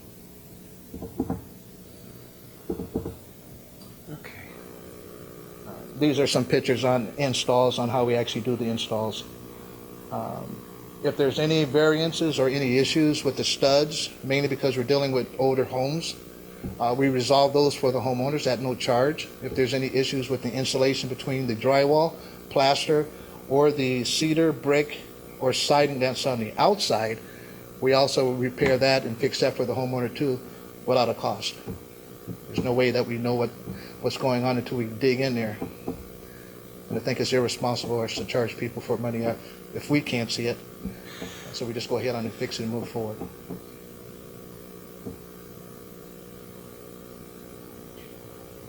Okay. Questions? From Elliot? Yeah, I'm going to ask you. I can say one more thing too as well. I was struck by what you said at the very beginning of the meeting. What'd you say, Ken? Innovation and stuff. The composite product, we have the patent on it. Nobody else is going to have it. Our company invented vinyl windows. We invented dual pane windows, and we even invented the aluminum clad windows. We gave those patents to everyone else, but we won't give the composite product to no one. And it's just the evolution on windows that's happening right now. And this is the new stuff. Well, this isn't really, since you're not going to be offering the product I'm going to ask about, but we're dealing here with a steel window and the issue, and it's theoretically steel inside and outside. And I understand the argument for the thermal break, but there are several manufacturers of thermally broken steel windows, and there are thermally broken aluminum windows, which are probably closer to being the metal windows that we're replacing. And you're offering essentially an aluminum-clad exterior with a wood interior, which is somewhat further from the original window than what is there, than what was there. Those are steel windows, aren't they, presently? I'm not offering aluminum-clad windows. No, you're not. That's the point. You're offering a composite material, and your argument is that it's thermally broken. Yes. But there are thermally broken metal windows, which are closer, I guess, in the sense of the material, to what is there now. Which is true. The downsides on steel, even though they're thermal broke, is still that they are conductive. Well, but that's the concept of thermally broken, means it won't conduct. But also heat and cold transfer actually come in through it too as well. So there's a lot of give and takes as far as the goods and the bads and the uglies. Of course, steel is always going to be the strongest product that's out there in the market. But presently, right now, you guys are approving aluminum-clad windows, and because they're two-piece, they have a tendency to actually uncouple, unhinge, especially at the joints, which are mitered. And then, of course, that brings about rot that goes into the wood, and then you're dealing with replacement again. So the aluminum clad is actually a step down even from this product that's right here currently. Right Well, now. but the aluminum clad has been in the cases where we've had a wood window. I think here we're not dealing with that. I could argue that an all aluminum window, which is manufactured with a thermal break, is in fact a metal window replacing a metal window. You make a good point. And you're not replacing a metal window with a metal window. I'm not going to get into whether we like Fibrex or not like Fibrex. So here's something though. I think this is for everyone. So yes, there are thermally broken steel windows, and yes, they're then we usually don't talk about. They're very, very, very costly. Okay, I'm just going through this. Single glazed steel windows, probably because you end up with storms, and so it's difficult. The thing for me is I don't know about the Fibrex window, because I think we had this discussion before on the commission. Constantly having that discussion. We're constantly, so we haven't, we have not yet approved that so I'm trying to understand where the commission sits, because I know that there are clad windows made by other companies that actually they're called modern or something or other, but they actually they resemble in the way that this window resembles from the outside, more of a steel sash. And so I think it's really about the window for me, this Fibrex window, and where does the commission stand on that? Think about that. I didn't want to introduce the cost. I mean, by the way, the steel windows do come with double glazing. Yes, and all the rest. yeah. So that's not the issue of single There's just expensive. They are. But then you can argue, that's why I raised the issue of, is the aluminum thermally broken double glazed window closer? It's closer as a step from the steel than going to something that's a wood interior. I think yours is a wood interior, correct? Or is it Fibrex all the way through? With our product, we're the only company that can still do the composite inside and outside, in addition to also the wood interior. We give homeowners that choice. Are we looking at a wood interior here or Fibrex on both inside? Think about this. I think we're looking at the exterior. I think we're looking at the exterior. So whatever is on the interior, I think I'm asking a different question than you about the Fibrex window. That's what I'm asking the rest of the commission. Because really, on the interior, I feel like that's not really someone would say that's not our purview, so. It's borderline. It's not our crew. Okay. We stop at the glass? I mean, we have, as Mr. Jones is pointing, we have not approved Fiberx windows. I know my own opinion, which I know I've lost. We had to actually vote on a project last time that was probably a little more sensitive than this one. But again, it's not in the front facade. It's not in the historic structure. It's not very visible. And so I would make an exception for things that just there's no sensitivity on and give more leeway. Personally, I wouldn't, again, if it was a historic structure or more visible, I would object. I know the commission sometimes felt there was a slippery slope in approving any project with Fiberx, and that may be true, but I guess that's my feeling.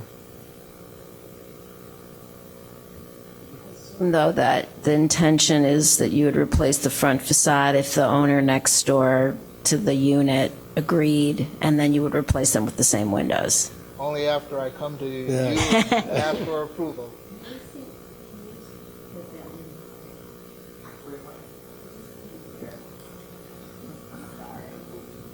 I couldn't even see. Thank you.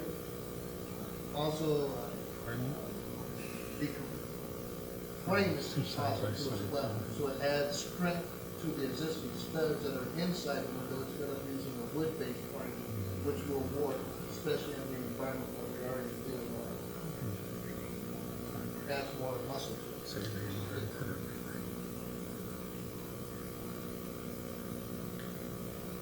There's no buttons. There's no buttons. No, no matter.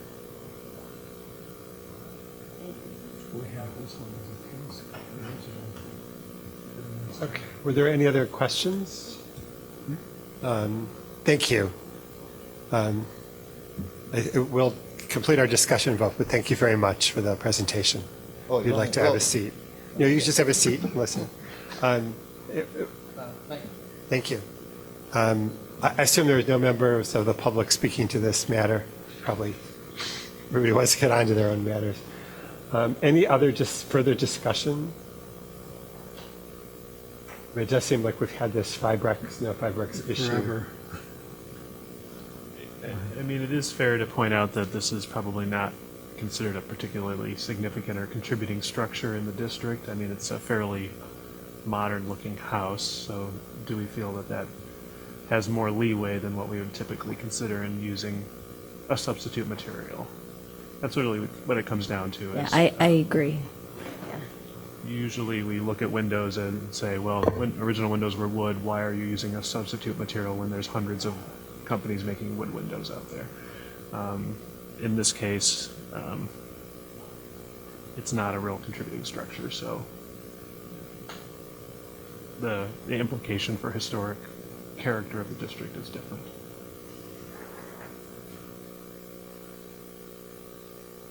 Any further discussion?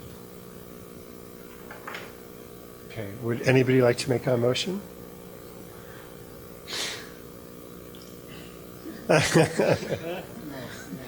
No. Why don't you let us try to make the motion and complete this? We've got still got a lot of people waiting, and it's Oh, I getting late. understand. Okay, thank you. Anybody want to make the motion? We'll do it. I think we have to.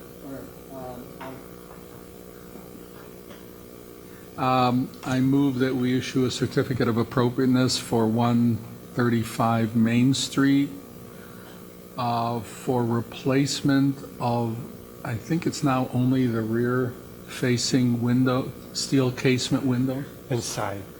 Side and rear. Yes. Which would make it is it the west side? The west and north? Correct. For only the west and north facades with composite casement windows and applicable standards. I'm going to be a hard-nosed guy and say 1 through 6, 9 and 10, and people can argue those. A second? Aleka, a second. All in favor signify by saying aye. Aye. Opposed? One no. Okay, so 5 yeses and Ken no. Okay, it's approved. Thank you. Oh, He's happy. All right. 1100 Hinman Avenue, David Thomas applicant.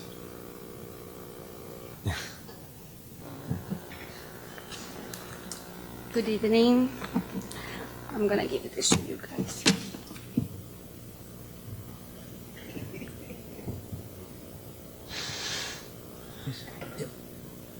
can you help me with that? Thank you. So, right is up, left is down.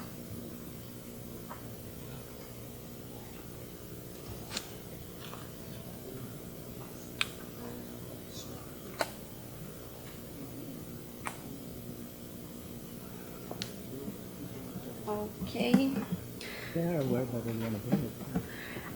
So I'm Renata from Quantan Exteriors, and I'm here to present and request permission for Mr. and Miss Rapsold's home that has their family living in Evanston since 1937 and themselves since 1985. We propose to keep the same appearances and colors on the home, and I'm gonna show you guys the sketches. This is only the measurements. This is the decking,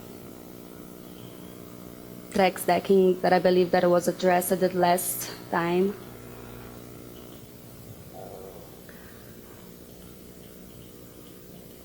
Just a second, I'm gonna get the before and after.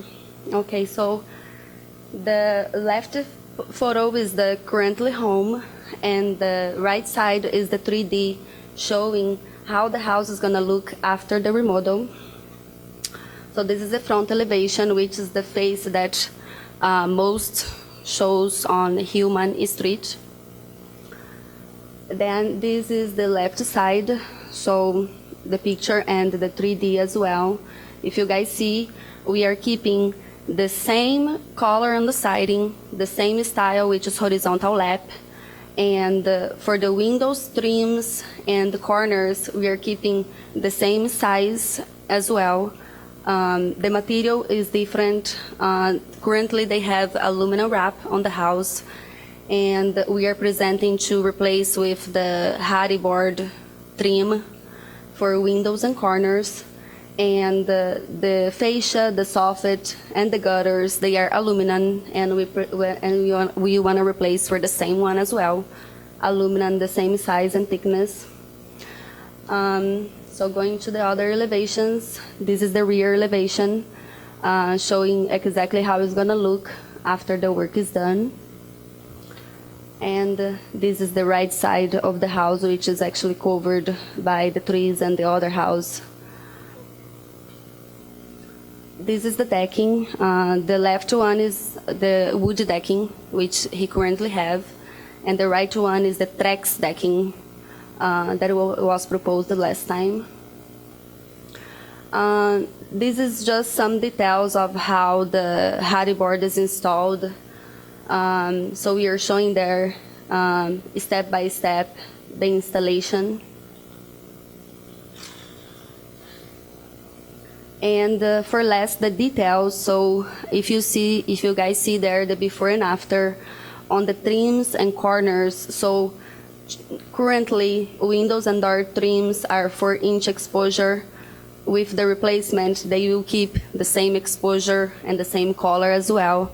As I said before, the currently material is aluminum, and we are proposing to replace with the Hardy board trim. And the siding currently is a Insu brick siding, which does resemble historic product. And the proposal one is a Hardy James board, which is the same style, horizontal lap, is smooth, the same color. The exposure is 5.5-inch exposure.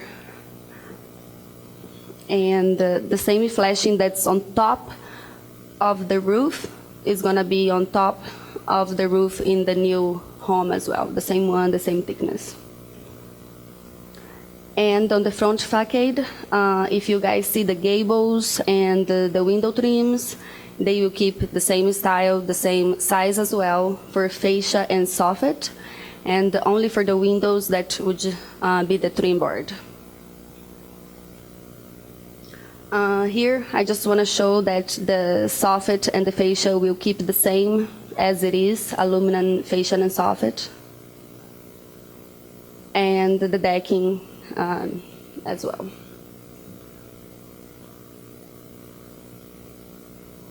Okay.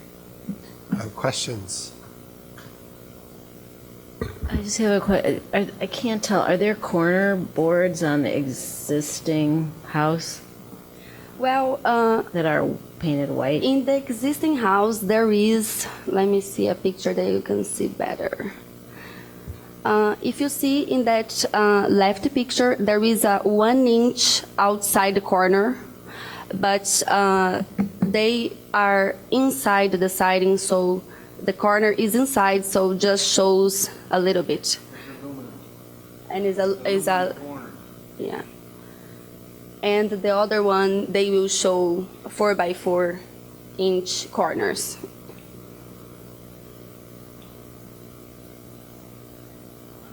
Board that had aluminum corners.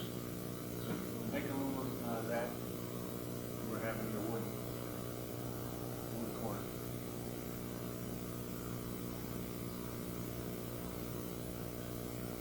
Okay, any other questions? Elliot looks puzzled. No, I'm just curious, why are you removing the insole board? It's full of woodpecker holes. It was put in in the 50s. The same with the aluminum soffits. Okay.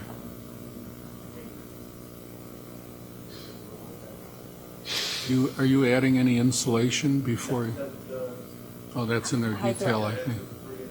Okay. I apologize, but if you could come to the mic because this is He's being the recorded. My name's Jim Repsold. I'm the property owner. Thank you. With the insulation, the 3-inch insulation, and then wrapped.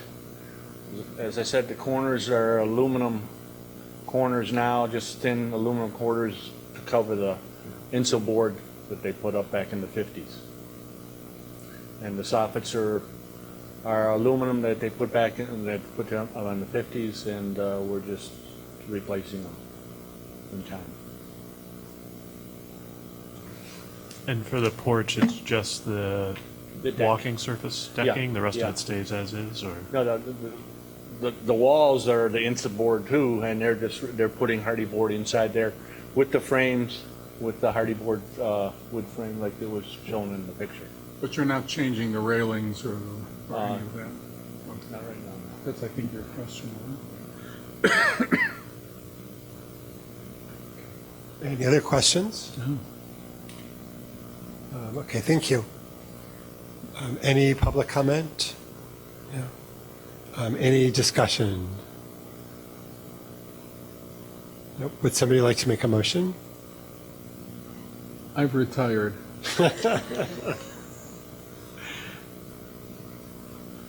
Somebody else. Somebody make a motion? The newest Lech will commissioner. make a motion. Your turn.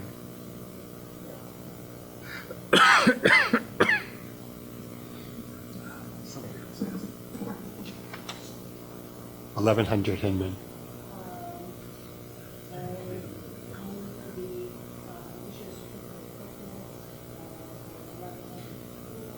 Is the mic on? Is your mic on? Thank you. For 1100 Hinman, to replace existing insole brick with hardy board, fiber cement wall cladding, woods and doors wrapped with hardy board trim, aluminum soffit, fascia gutters, and downspouts with new aluminum, and front porch wood decking with timber tech decking. Applicable standards, alteration 1 through 10. A second? Second. Elliot, second. All in favor signify by voting aye. Aye. Is unanimously in favor. Thank you. 2521 Marcy Avenue. Thank you so much, guys. I'm impressed that it lasted 60 years. That Insul board lasted 60 years? What's really contract? After these guys, maybe? Okay. The Anderson guy. Okay, all right. Hi, I'm Kate, and this is Steve Newman, and we are hoping to replace a one-car garage that's 30 years old. It's not original to the house, with a two-car garage. The current garage has a lot of mold and is eroding, and it's pretty unsafe, I'd say, and so it's needing to be done. Do you have pictures? You have the Oh, do you remote need with you. these? You have the Yeah. remote. You can go left and right. There you go. I think the big thing is we are trying to be more in keeping with the house. So I don't know if you can show a picture of the house. The picture, oh, there. Okay, that's the front of the house, which has the weeping mortar, and that's the side of the house. And then you want to show a picture of the current garage. That's the current garage, which has the pitch is really, I would say, inappropriate or almost doesn't exist. And the garage is actually not very visible from the front. I had two neighbors today say, "I didn't know you had a garage." So I think they were sort of kidding, but it's not very visible from the front of the house. So We have packets. I have two packets. Would you guys like Two? a packet? Or do you have everything in front of you? It's basically the same. Yeah. Yeah. yeah.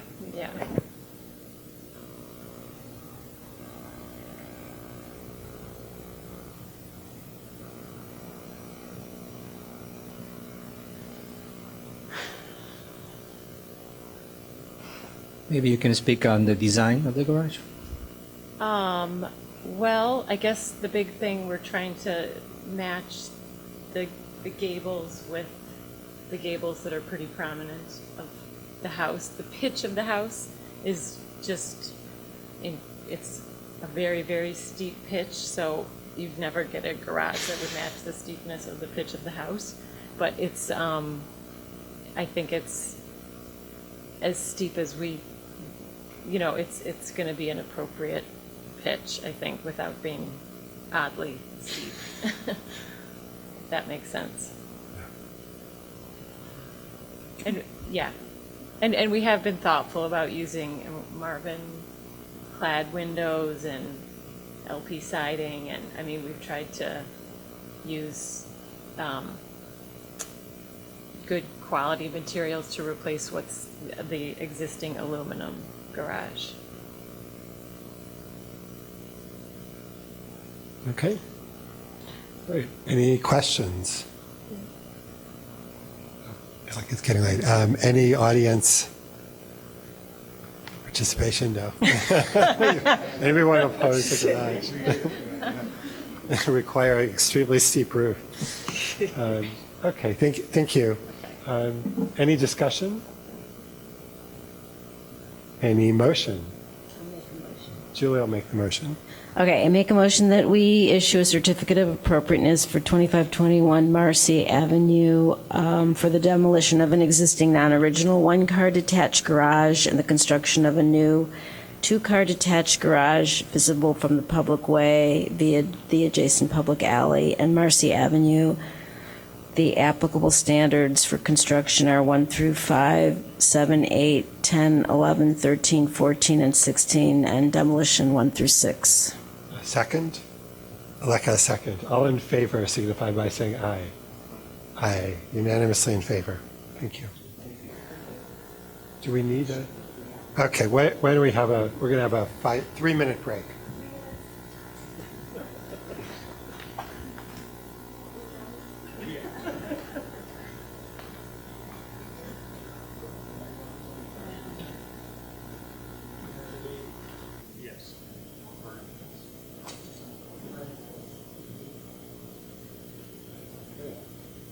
I don't know where they are. The last one? We're with 125 Burnham. I don't think the last one is here. It'll be a short evening.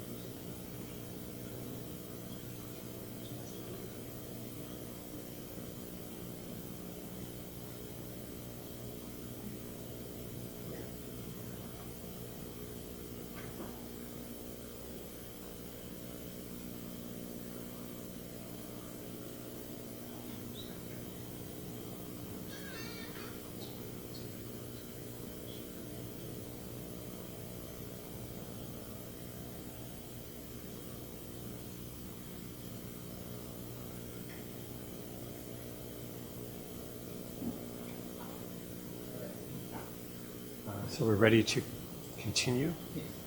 So 125 Burnham Place.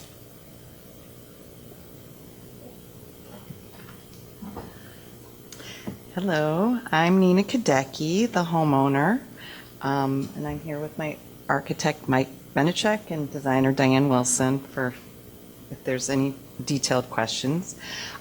Just a little background, my husband and I have lived in Evanston for 25 years. We raised our kids in a house just a few blocks away from 125 Burnham, and now that they've grown, we decided to downsize, and we love being in the neighborhood. So,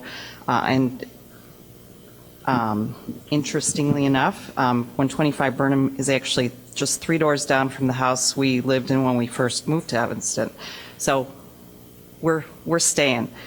When we bought the house, because of the location and the generous lot size, it's 120 by 100, several other people interested in purchasing the house wanted to tear it down and build a new, larger house. But rather than tearing the house down, we would like to make minimal alterations to the house that will greatly improve the functionality for us and allow us to stay in the house for a long time. The renovations have been carefully planned to honor the current architectural elements of the house, and we hope you'll agree. So the house is currently a 2-bedroom ranch. While keeping the existing footprint, building height, and roof line, we plan to add a 3rd bedroom and bath by finishing the attic and adding dormers.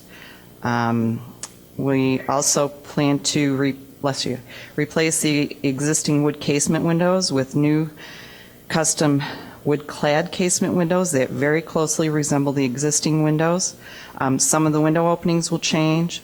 We plan on replacing the existing wood front door with a new wood door, remove the non-functional chimney and use the bricks to patch where needed.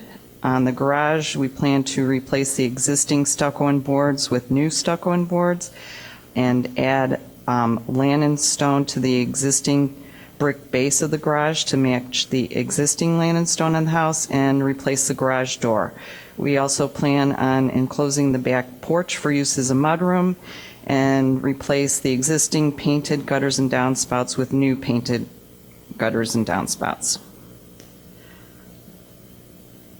So, let's see. Press the arrows left and right. Oh, arrows, okay. So as I said, we're not changing the footprint at all. There's an overhead view of the dormers. There is an existing dormer on the front of the house. We'd be adding another dormer that mimics the style and look of the existing one. Here you see the existing elevation on the top. This is the front of the house, and the proposed elevation underneath. So you can see the roof line stays the same. You still have the same feel of the house. This is the west elevation. There we'll be adding a dormer. There's a couple window openings that are changing.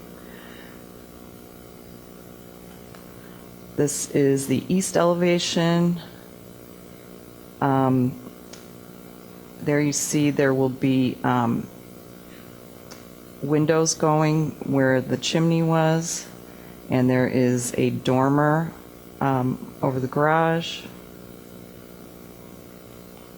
And this is the north elevation, which is the backyard, the back of the house. So there's 3 dormers going in there, and the porch gets enclosed, and changing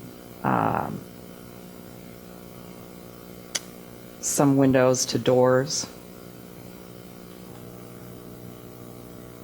And this is the front of the house, the proposed, with the changes.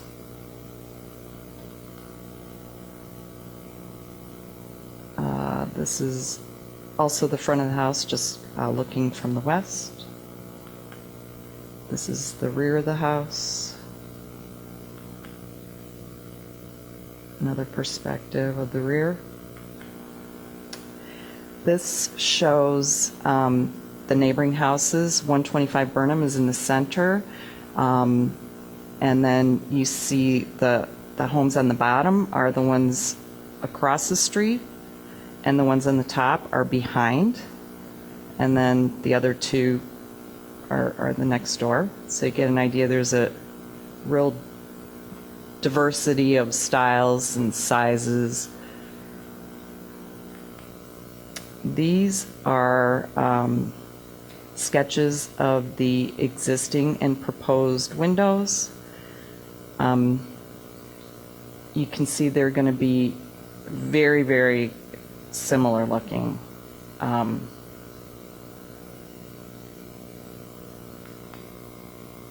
There's the proposed garage door. There's details on the windows. These are photos of the existing windows.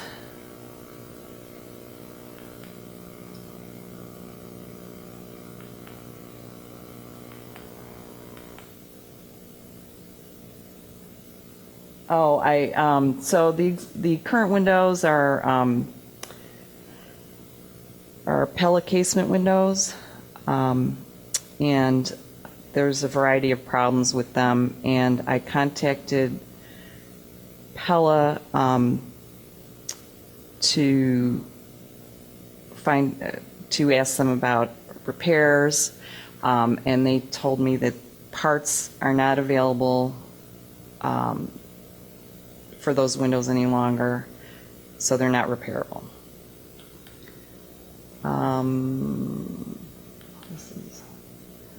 And then we've got a couple of letters supporting the project from our neighbors. And I guess that's the end.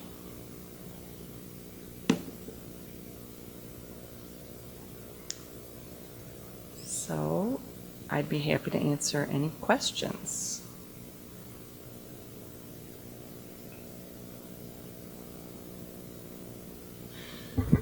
So you don't, Nina, you don't have any other photo, you just have the front photograph of the front of the house, that little photograph, but there's no other photographs of the rear of the house or?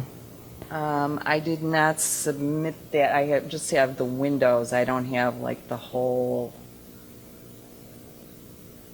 thing.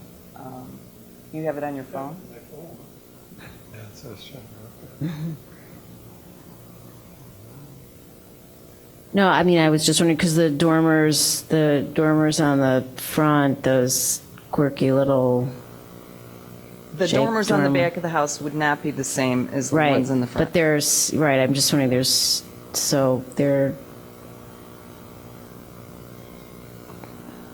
you didn't think that you wanted to reproduce those in any way, because there's so many doors, like, I don't know. It just seems a little odd, the change to the rear. With this. I'm Diane Wilson. I'm Nina's designer. This is Mike Benekchek, the architect. And the intent was on the front, the dormer on the front is very small, and yes, it is very quirky. And if you go to the front elevation, please. Yeah, that's probably good. It's a very unusual dormer, and we felt by adding the other one, it actually helped balance the front of the house by adding the second dormer. The other dormers were added in order to make the second floor attic a usable space. By duplicating those little dormers, the second floor attic would not be a usable space, nor would those little dormers with those little windows allow for all of the code requirements to be met, i.e., light, egress, things like that. So adding that dormer to inhabit the space wouldn't have worked. And that's why we chose to do the hip-style dormers. I'm sorry, can you tell us your name and did you sign up? Yes, my name is Diane Wilson. Okay, thank you.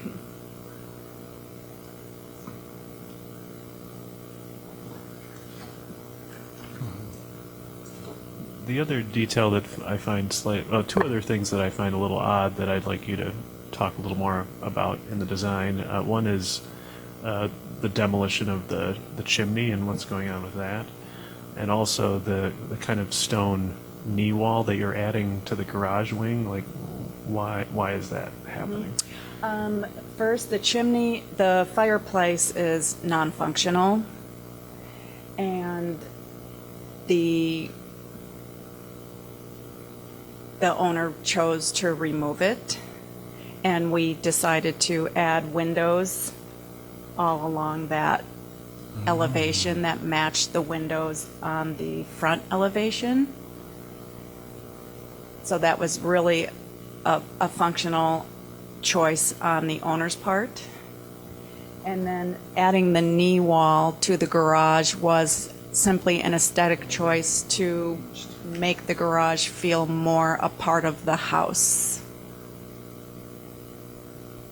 There's a change to the board and stucco aesthetic too. Can you go over that? That's as well? correct, yeah.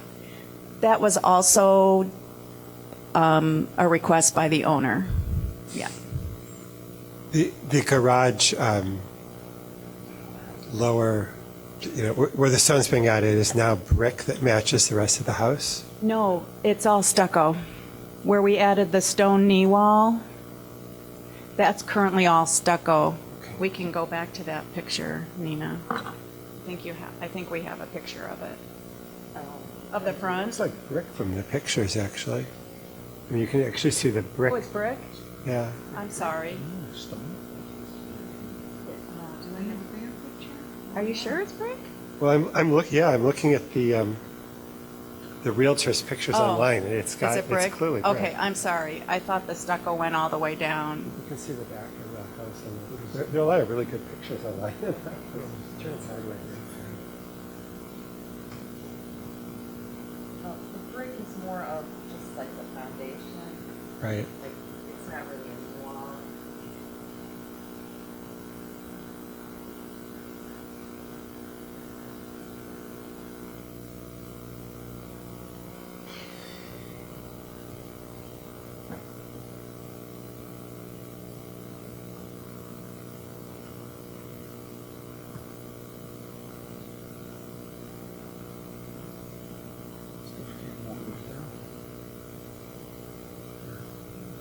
Do you have a picture of the front elevation? Do you have an actual photo of the front on the? I think I just have that small one. Do you have some? There was a. Oh, the front of the house. There was one. That one. Or is it far away?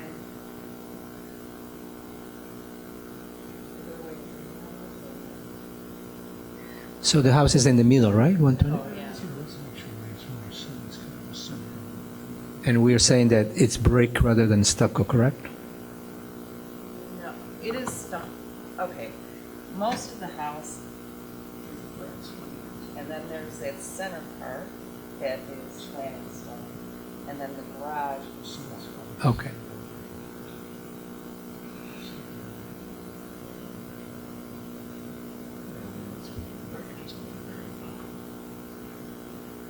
Scott, can you zoom in into that picture? Or?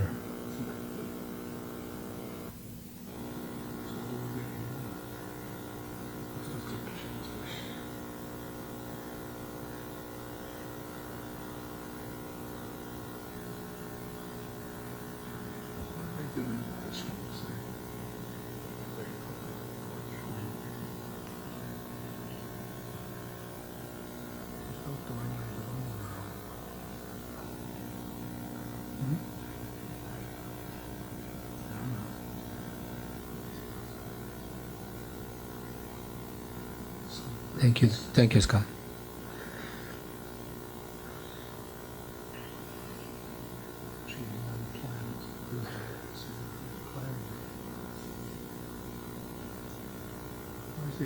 elevations on this side. Right, are there other questions? Oh, is there an alley behind this property? There's another property behind you. So what would be visible in addition to the front from the public way? What else would that be visible? What other elevations? Would they say, this is facing south, correct? The front faces south, so the dormers on the two sides would be visible from the front. But the back is not visible Correct. from the public way. Correct. Well, I mean, maybe part of it is like from the house. Right, but you have to walk through into between the houses to see it, right? To see the rear? Well, I guess if you're watching that density.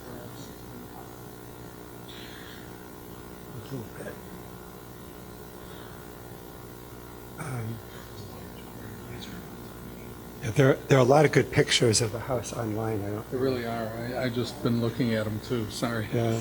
You're right. Thank you for bringing it up. I wouldn't have thought of that. Yeah, actually, all the Realtor photos that are still left over are. Any other questions? for the applicant? So Okay. the large dormer on the, is it east? Is that the one that you're using as the egress window? Is that it? I'm sorry, is that your egress window, that large dormer on the east? Hi, my name is Mike Venichuk. I'm the architect. Yeah. Yeah, there are egress windows. I'd have to look at the plan again. Well, I'm looking at these, and most of those look too small. I No, mean, they're even those 28 casements inches look. by 48 inches. Are they? Okay. The two on the end above the garage door? Well, yeah, that's the ones I was asking. Yeah. about, Those are egress. But not the others. The other three are as well. It's a great attic. It's a huge unfinished attic with two little windows in that front dormer. So what we did was we brought in the dormers to bring in enough light and air and for egress, just to try to make it habitable without adding a full second floor. And why, one of them is what, a door? Looks like a. Yeah. That actually is from the bedroom. Are there plans included with? No, but No, okay. we don't get to The, see them anymore. Right, there are French doors which open on from the bedroom, and those are really the only windows, the light and vent, into that bedroom. Now, we could blow out even more of the roof, but it was a balance of how much do we keep of the existing and how much do we need to do to bring in light, air, egress. Can I just, Carlos, so the rear of the facade, because it's not, so are we not supposed to, I'm just asking you. If it's not visible from the public So way, there's a- we so don't it's have an- purview over that. Okay, so, Because there's no alley. right. There is no So, alley. because my issues are probably with the back facade, so I would just be like, guess. Okay, thank you. So we have no, right, We have because no it's a lot. purview. No, because there's a house behind it, so there's no alley. So we only have the east, the west, and the south? Right. And forget, you can't talk about the interiors, No. Elliot. I know that. I wasn't talking about the interior. I didn't even want to see the plan. We were looking at the plans of the existing, and it just shows the large room that you pointed out. You actually might be able to see the rear of the house from Dempster Street between the two houses, but So are you saying you can see the rear? yeah, you kind of can. I mean, it's in the distance, but it's the house is offset, so it's kind of in the side yard of the house behind it. So to some extent, you can see from Dempster Street that's into the Julie. rear facade. You can, to some extent, it's not a big deal, I don't I think. think my issue is just on the back facade, that the sort of the house is this really simple house with a big roof, and you have this little dormer in the front, and then you have a vertical element. Vertical element's gone in the front, and then you have these dormers on the back, which kind of blow the scale away. But That's so, but since if it's not in our purview, then that's what my objection was to it was the scale of the house.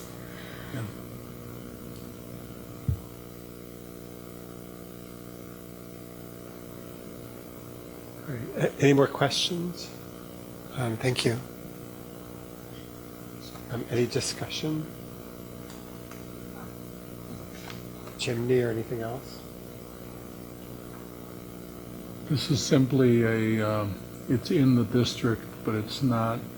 Built in the 1950s. Yeah. Well, you can have 1950 landmarks. Yeah. It is permissible. Right. Our ordinance doesn't have a required age, but the National Register requires 50 years to be nominated. Well, we're there. No, it is historic and that's it. I don't have any. I can double check also.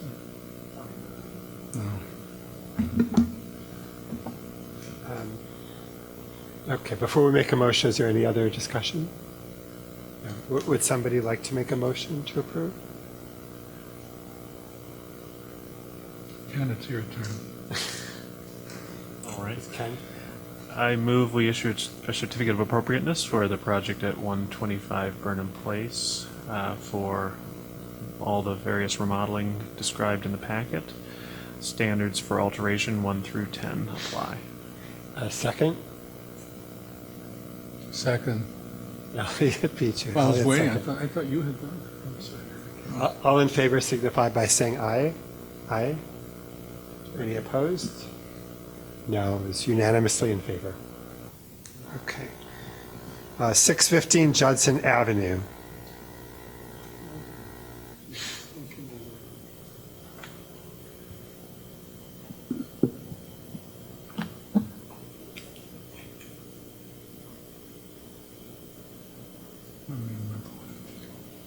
I forgot what this is proposing. Oh, yeah, it's that position on the curve.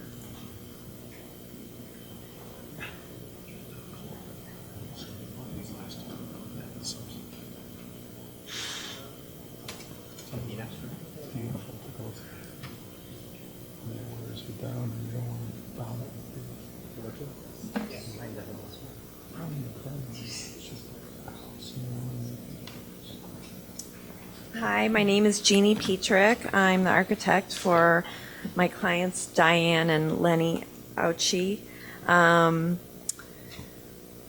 This project started with a proposal for more space that they needed for their family. And we have this addition that's a two-story addition off the back of the house. That includes a family room and a bedroom and a bathroom upstairs.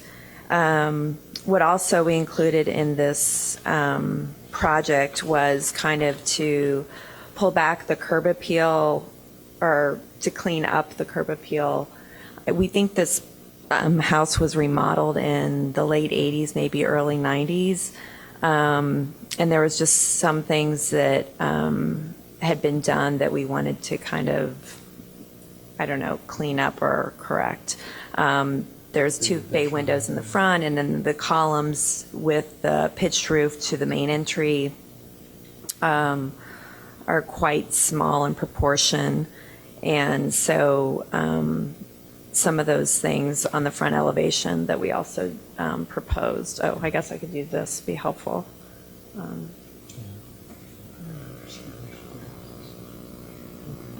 So back there is the addition, the 312 square feet. And then this is the proposed plans. How do I use the pointer again? I forget. Wait. You want to see the pointer? Yeah, where is it? It's this little star there. The star on itself, I think. Is it working? I don't see it. Oh, here. Very faint or something.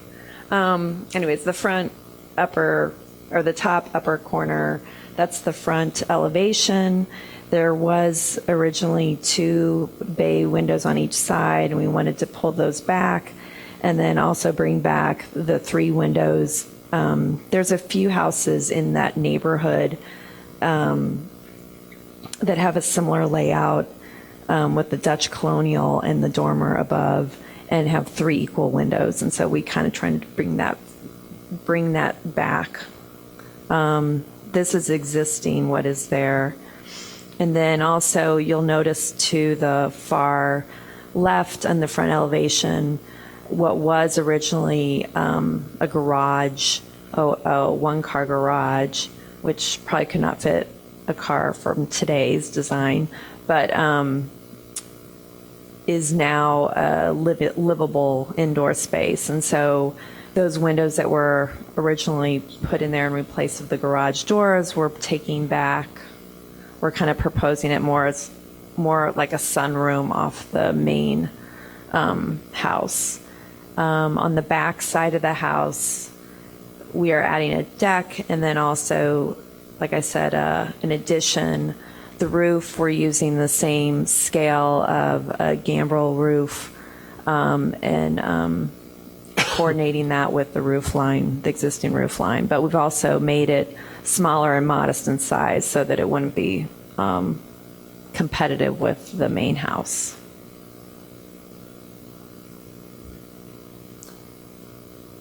Any questions? Should I scroll through the photos? This is all the existing conditions. And then this is the proposed rendering from the back southeast corner of the property. This was during that Arctic burst. It was very cold out when I was taking these photos. And that's the back of the house where we would be doing the addition. That's it.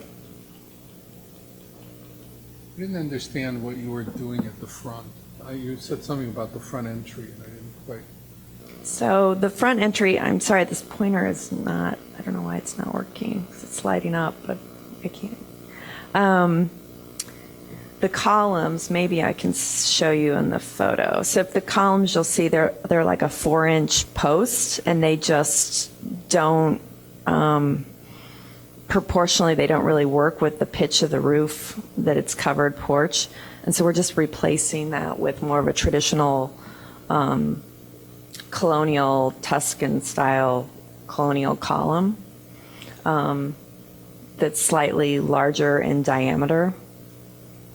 And then on the front, on the top, were those 2 bays.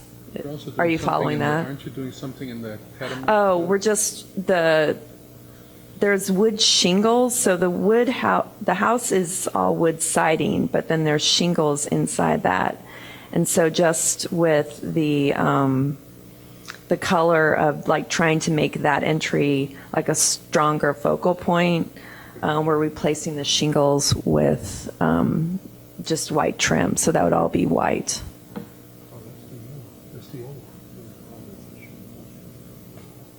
To be kind of more like a traditional colonial white pediment.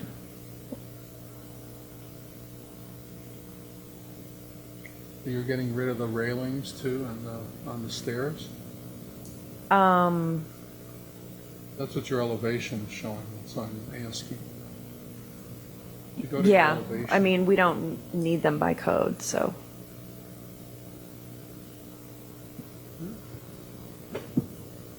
The new upstairs windows would be kind of all in one plane. You get rid Yeah. of those bump out kind of. I believe those bays were added later, and I'm thinking the late 80s or something, before the commission happened. Yeah, don't blame it on us. We weren't, well, why didn't you just say before any of you were on? Yeah, okay, I'm sorry. Yes, before all of you.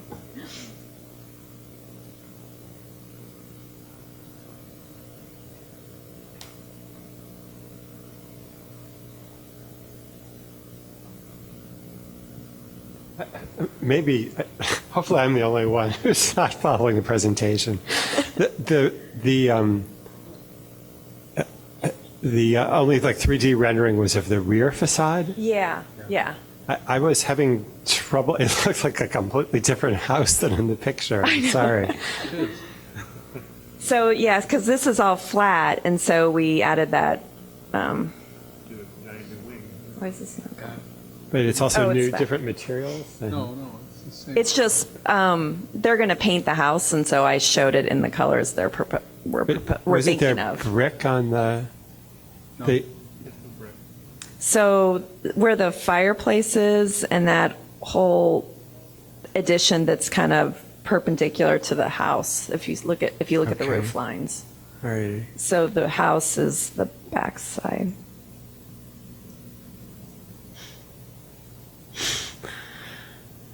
Well, the fact that one's still- winter and one's summer makes it look Yeah. a little different too.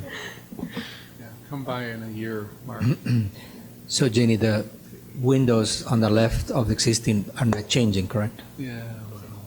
Of the existing? I'm sorry. The no. windows on the first and second floor of the existing house? Well, the ones that I pointed out on the front elevation would be, No, but I'm talking about this elevation. oh, this elevation. So No, none of them are changing. One of them, though, once again, I can't really point, first floor, is second floor. becoming, they are existing windows and they're becoming two French doors. On the first floor? Yeah. But the ones above, they're not? No, they're not They're changing. remaining?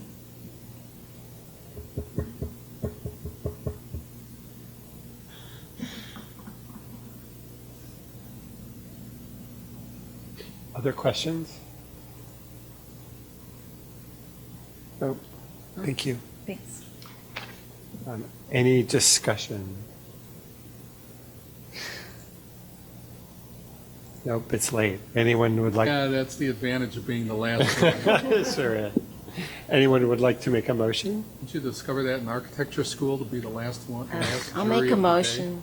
Julie? Okay.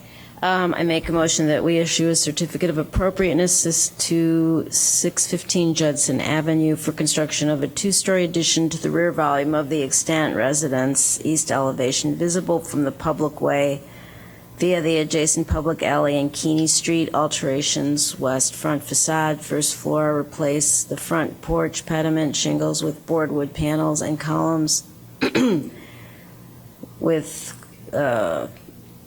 colonial columns and windows with fixed doors. Second floor, on the second floor, replace the casement windows with double-hung windows and I don't know, I'm reading this, it doesn't, excuse me. Okay. Replace the casement windows with double-hung windows and the east rear facade, first floor, remove the wood deck, replace the casement windows with wood-clad door and add a deck and stairs. Replace the door with new clad wood door and add deck and stairs, remove the double-hung windows and infill the opening with wood siding. Second floor, replace double-hung windows with casement windows.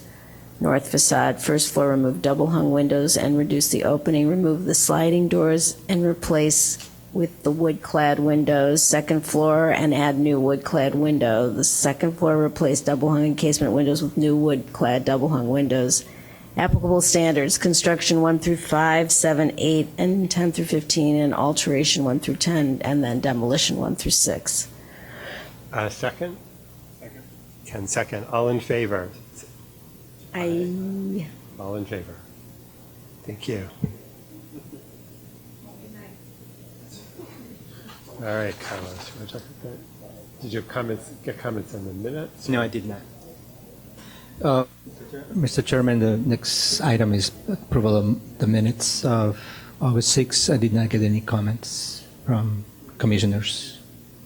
I'm sorry, amending the rules and procedures? Oh, I'm sorry. I'm jumping the gun here. Where are we? We were at the approval of the Yeah, I'm sorry. Approval of minutes, that's on number 4, isn't it? Number 4. Right. So that's what I'm nursing, right? I did not get any comments on the minutes. I Okay. didn't realize they had sent them. I didn't see it in my email. I was going to call you today before it was They were attached. They were okay. All right, can we approve the minutes? Do we have a motion? I make a motion that we approve the minutes of the August 6, 2019 meeting. Second? I'd like a second. All in favor? Aye. Aye. Okay. Julie abstained. All right, Carlos, I'm sure, sorry, the amending the rules and procedures? Oh, just give me. Do you want to? Yeah, so at the last meeting, you had the draft of the text that was on line 56 and 57, and then you didn't have any comments, so now you can vote to adopt those, so that would be reflected in the rules and procedures as amended. Okay. So we already discussed it, and we just have to vote to adopt it. Okay. So you need a motion. Would somebody like to make a motion to adopt the amendment to the rules and procedures? Anybody? I move we adopt the proposed amendment to the rules and procedures related to fountains and landscape features. Second? Jamie, second. All in favor? Say aye. All in favor. So I think we, on the solar panels and sustainability issues, we did want to see if we could meet with Kumar. I don't know what time frame is realistic. I know he had suggested that we also get like a preservation expert. I don't.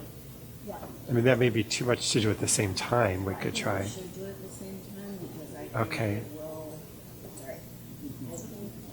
I think we need both viewpoints, and I think it will help us ask questions and not just get the singular viewpoint, which I think we already saw when we saw that statement. So I called, I put a call into Bonnie McDonald if somebody from Landmarks, Illinois could come and we could maybe set something up. I know it's not going to be, in the next couple days, but, excuse me, I think something like that would be really helpful for us. Okay. I mean, maybe we could do like 8 in the morning one day or something. I don't know what. You know what, how about if,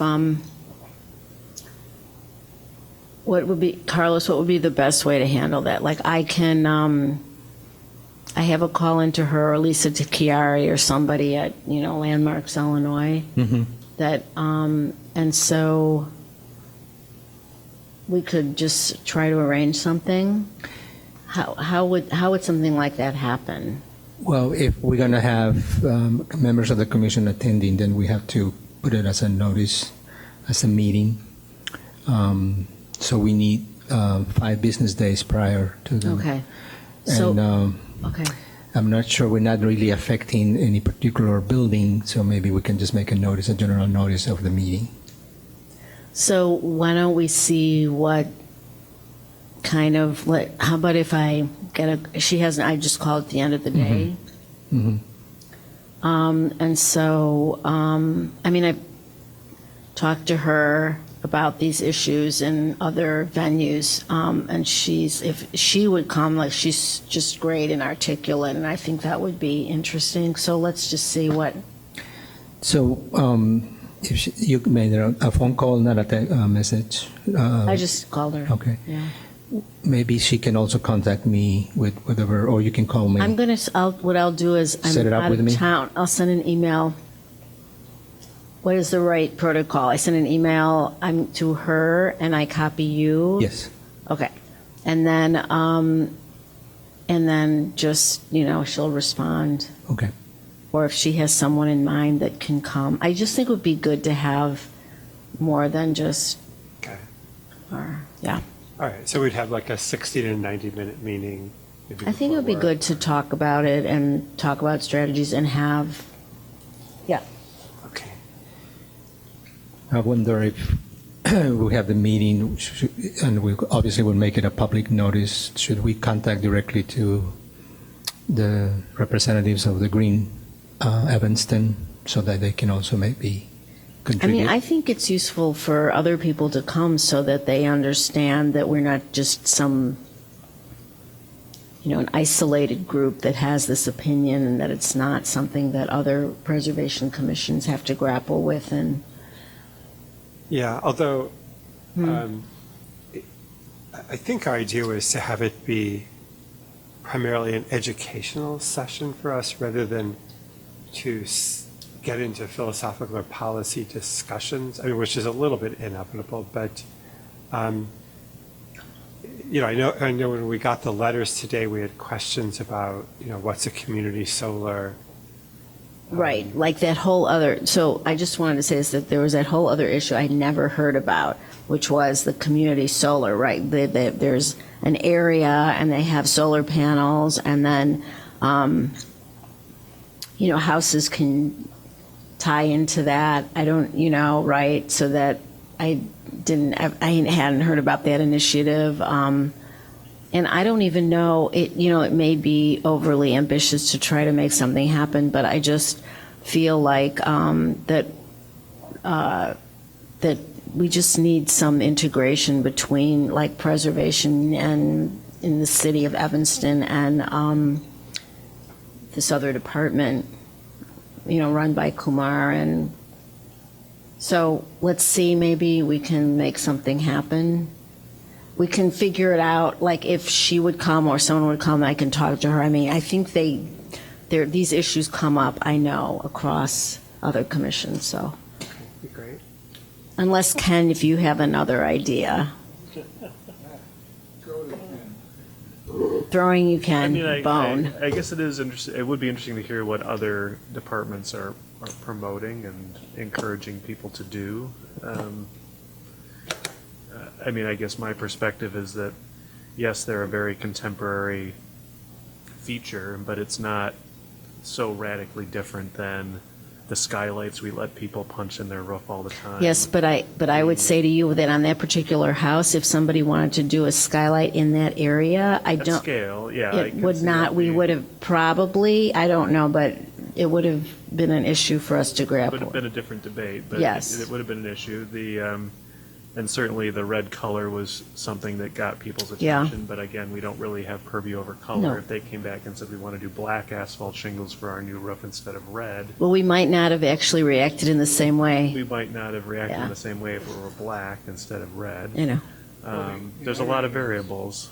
If they had replaced the roof with black first and then come in the year But, later, so I think there's a bigger picture, though, with the city and how preservation, the way I'm reading it, the way the Preservation Commission is seen, that somehow we're obstructing something happening, and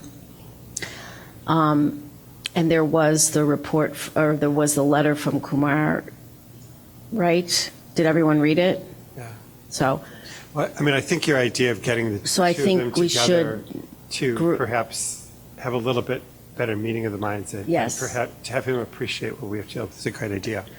I just don't know that I would expand it to, I think it's quite a bit to deal with, just to have Kumar and somebody from Preservation. I agree, Illinois but I don't know, is I don't that know that I would expand okay? I'd be curious, since they brought it up, about whether we could get somebody from the park.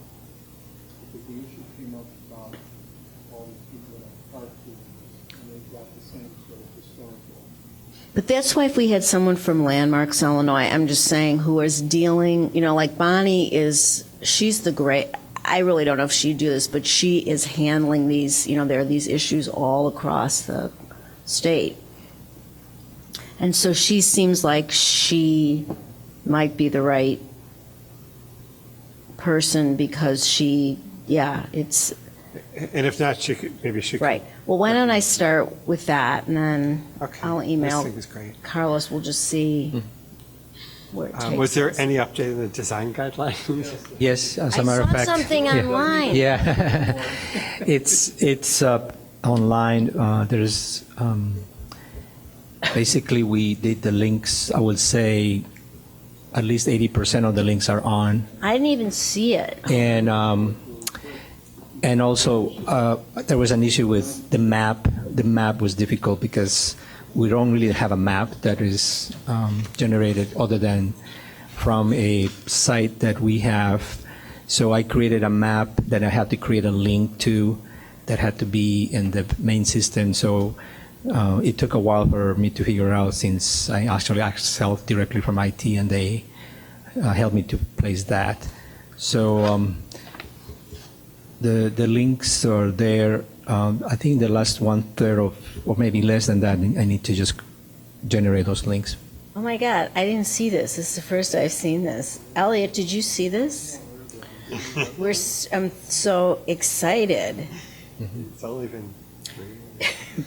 Wait, so Elliot, go to, Yeah, we're the only ones left alive. no, Jack is still alive. How many years ago was Okay, don't, just look at it. All right, Okay. is there any other business? Wait, so can I just ask my question of this? So you're still thank you. So you're still working on The it? last portion, you will see there's some links that I need to I create. see. Okay, I'm going to look at this now. Go to planning and zoning, and then go to government, planning and zoning, and then go to historic preservation. All right. All right, Okay, it's good to late. know. I know. Okay. Can we adjourn? Do we have a motion to adjourn? A second. All in favor? Thank you.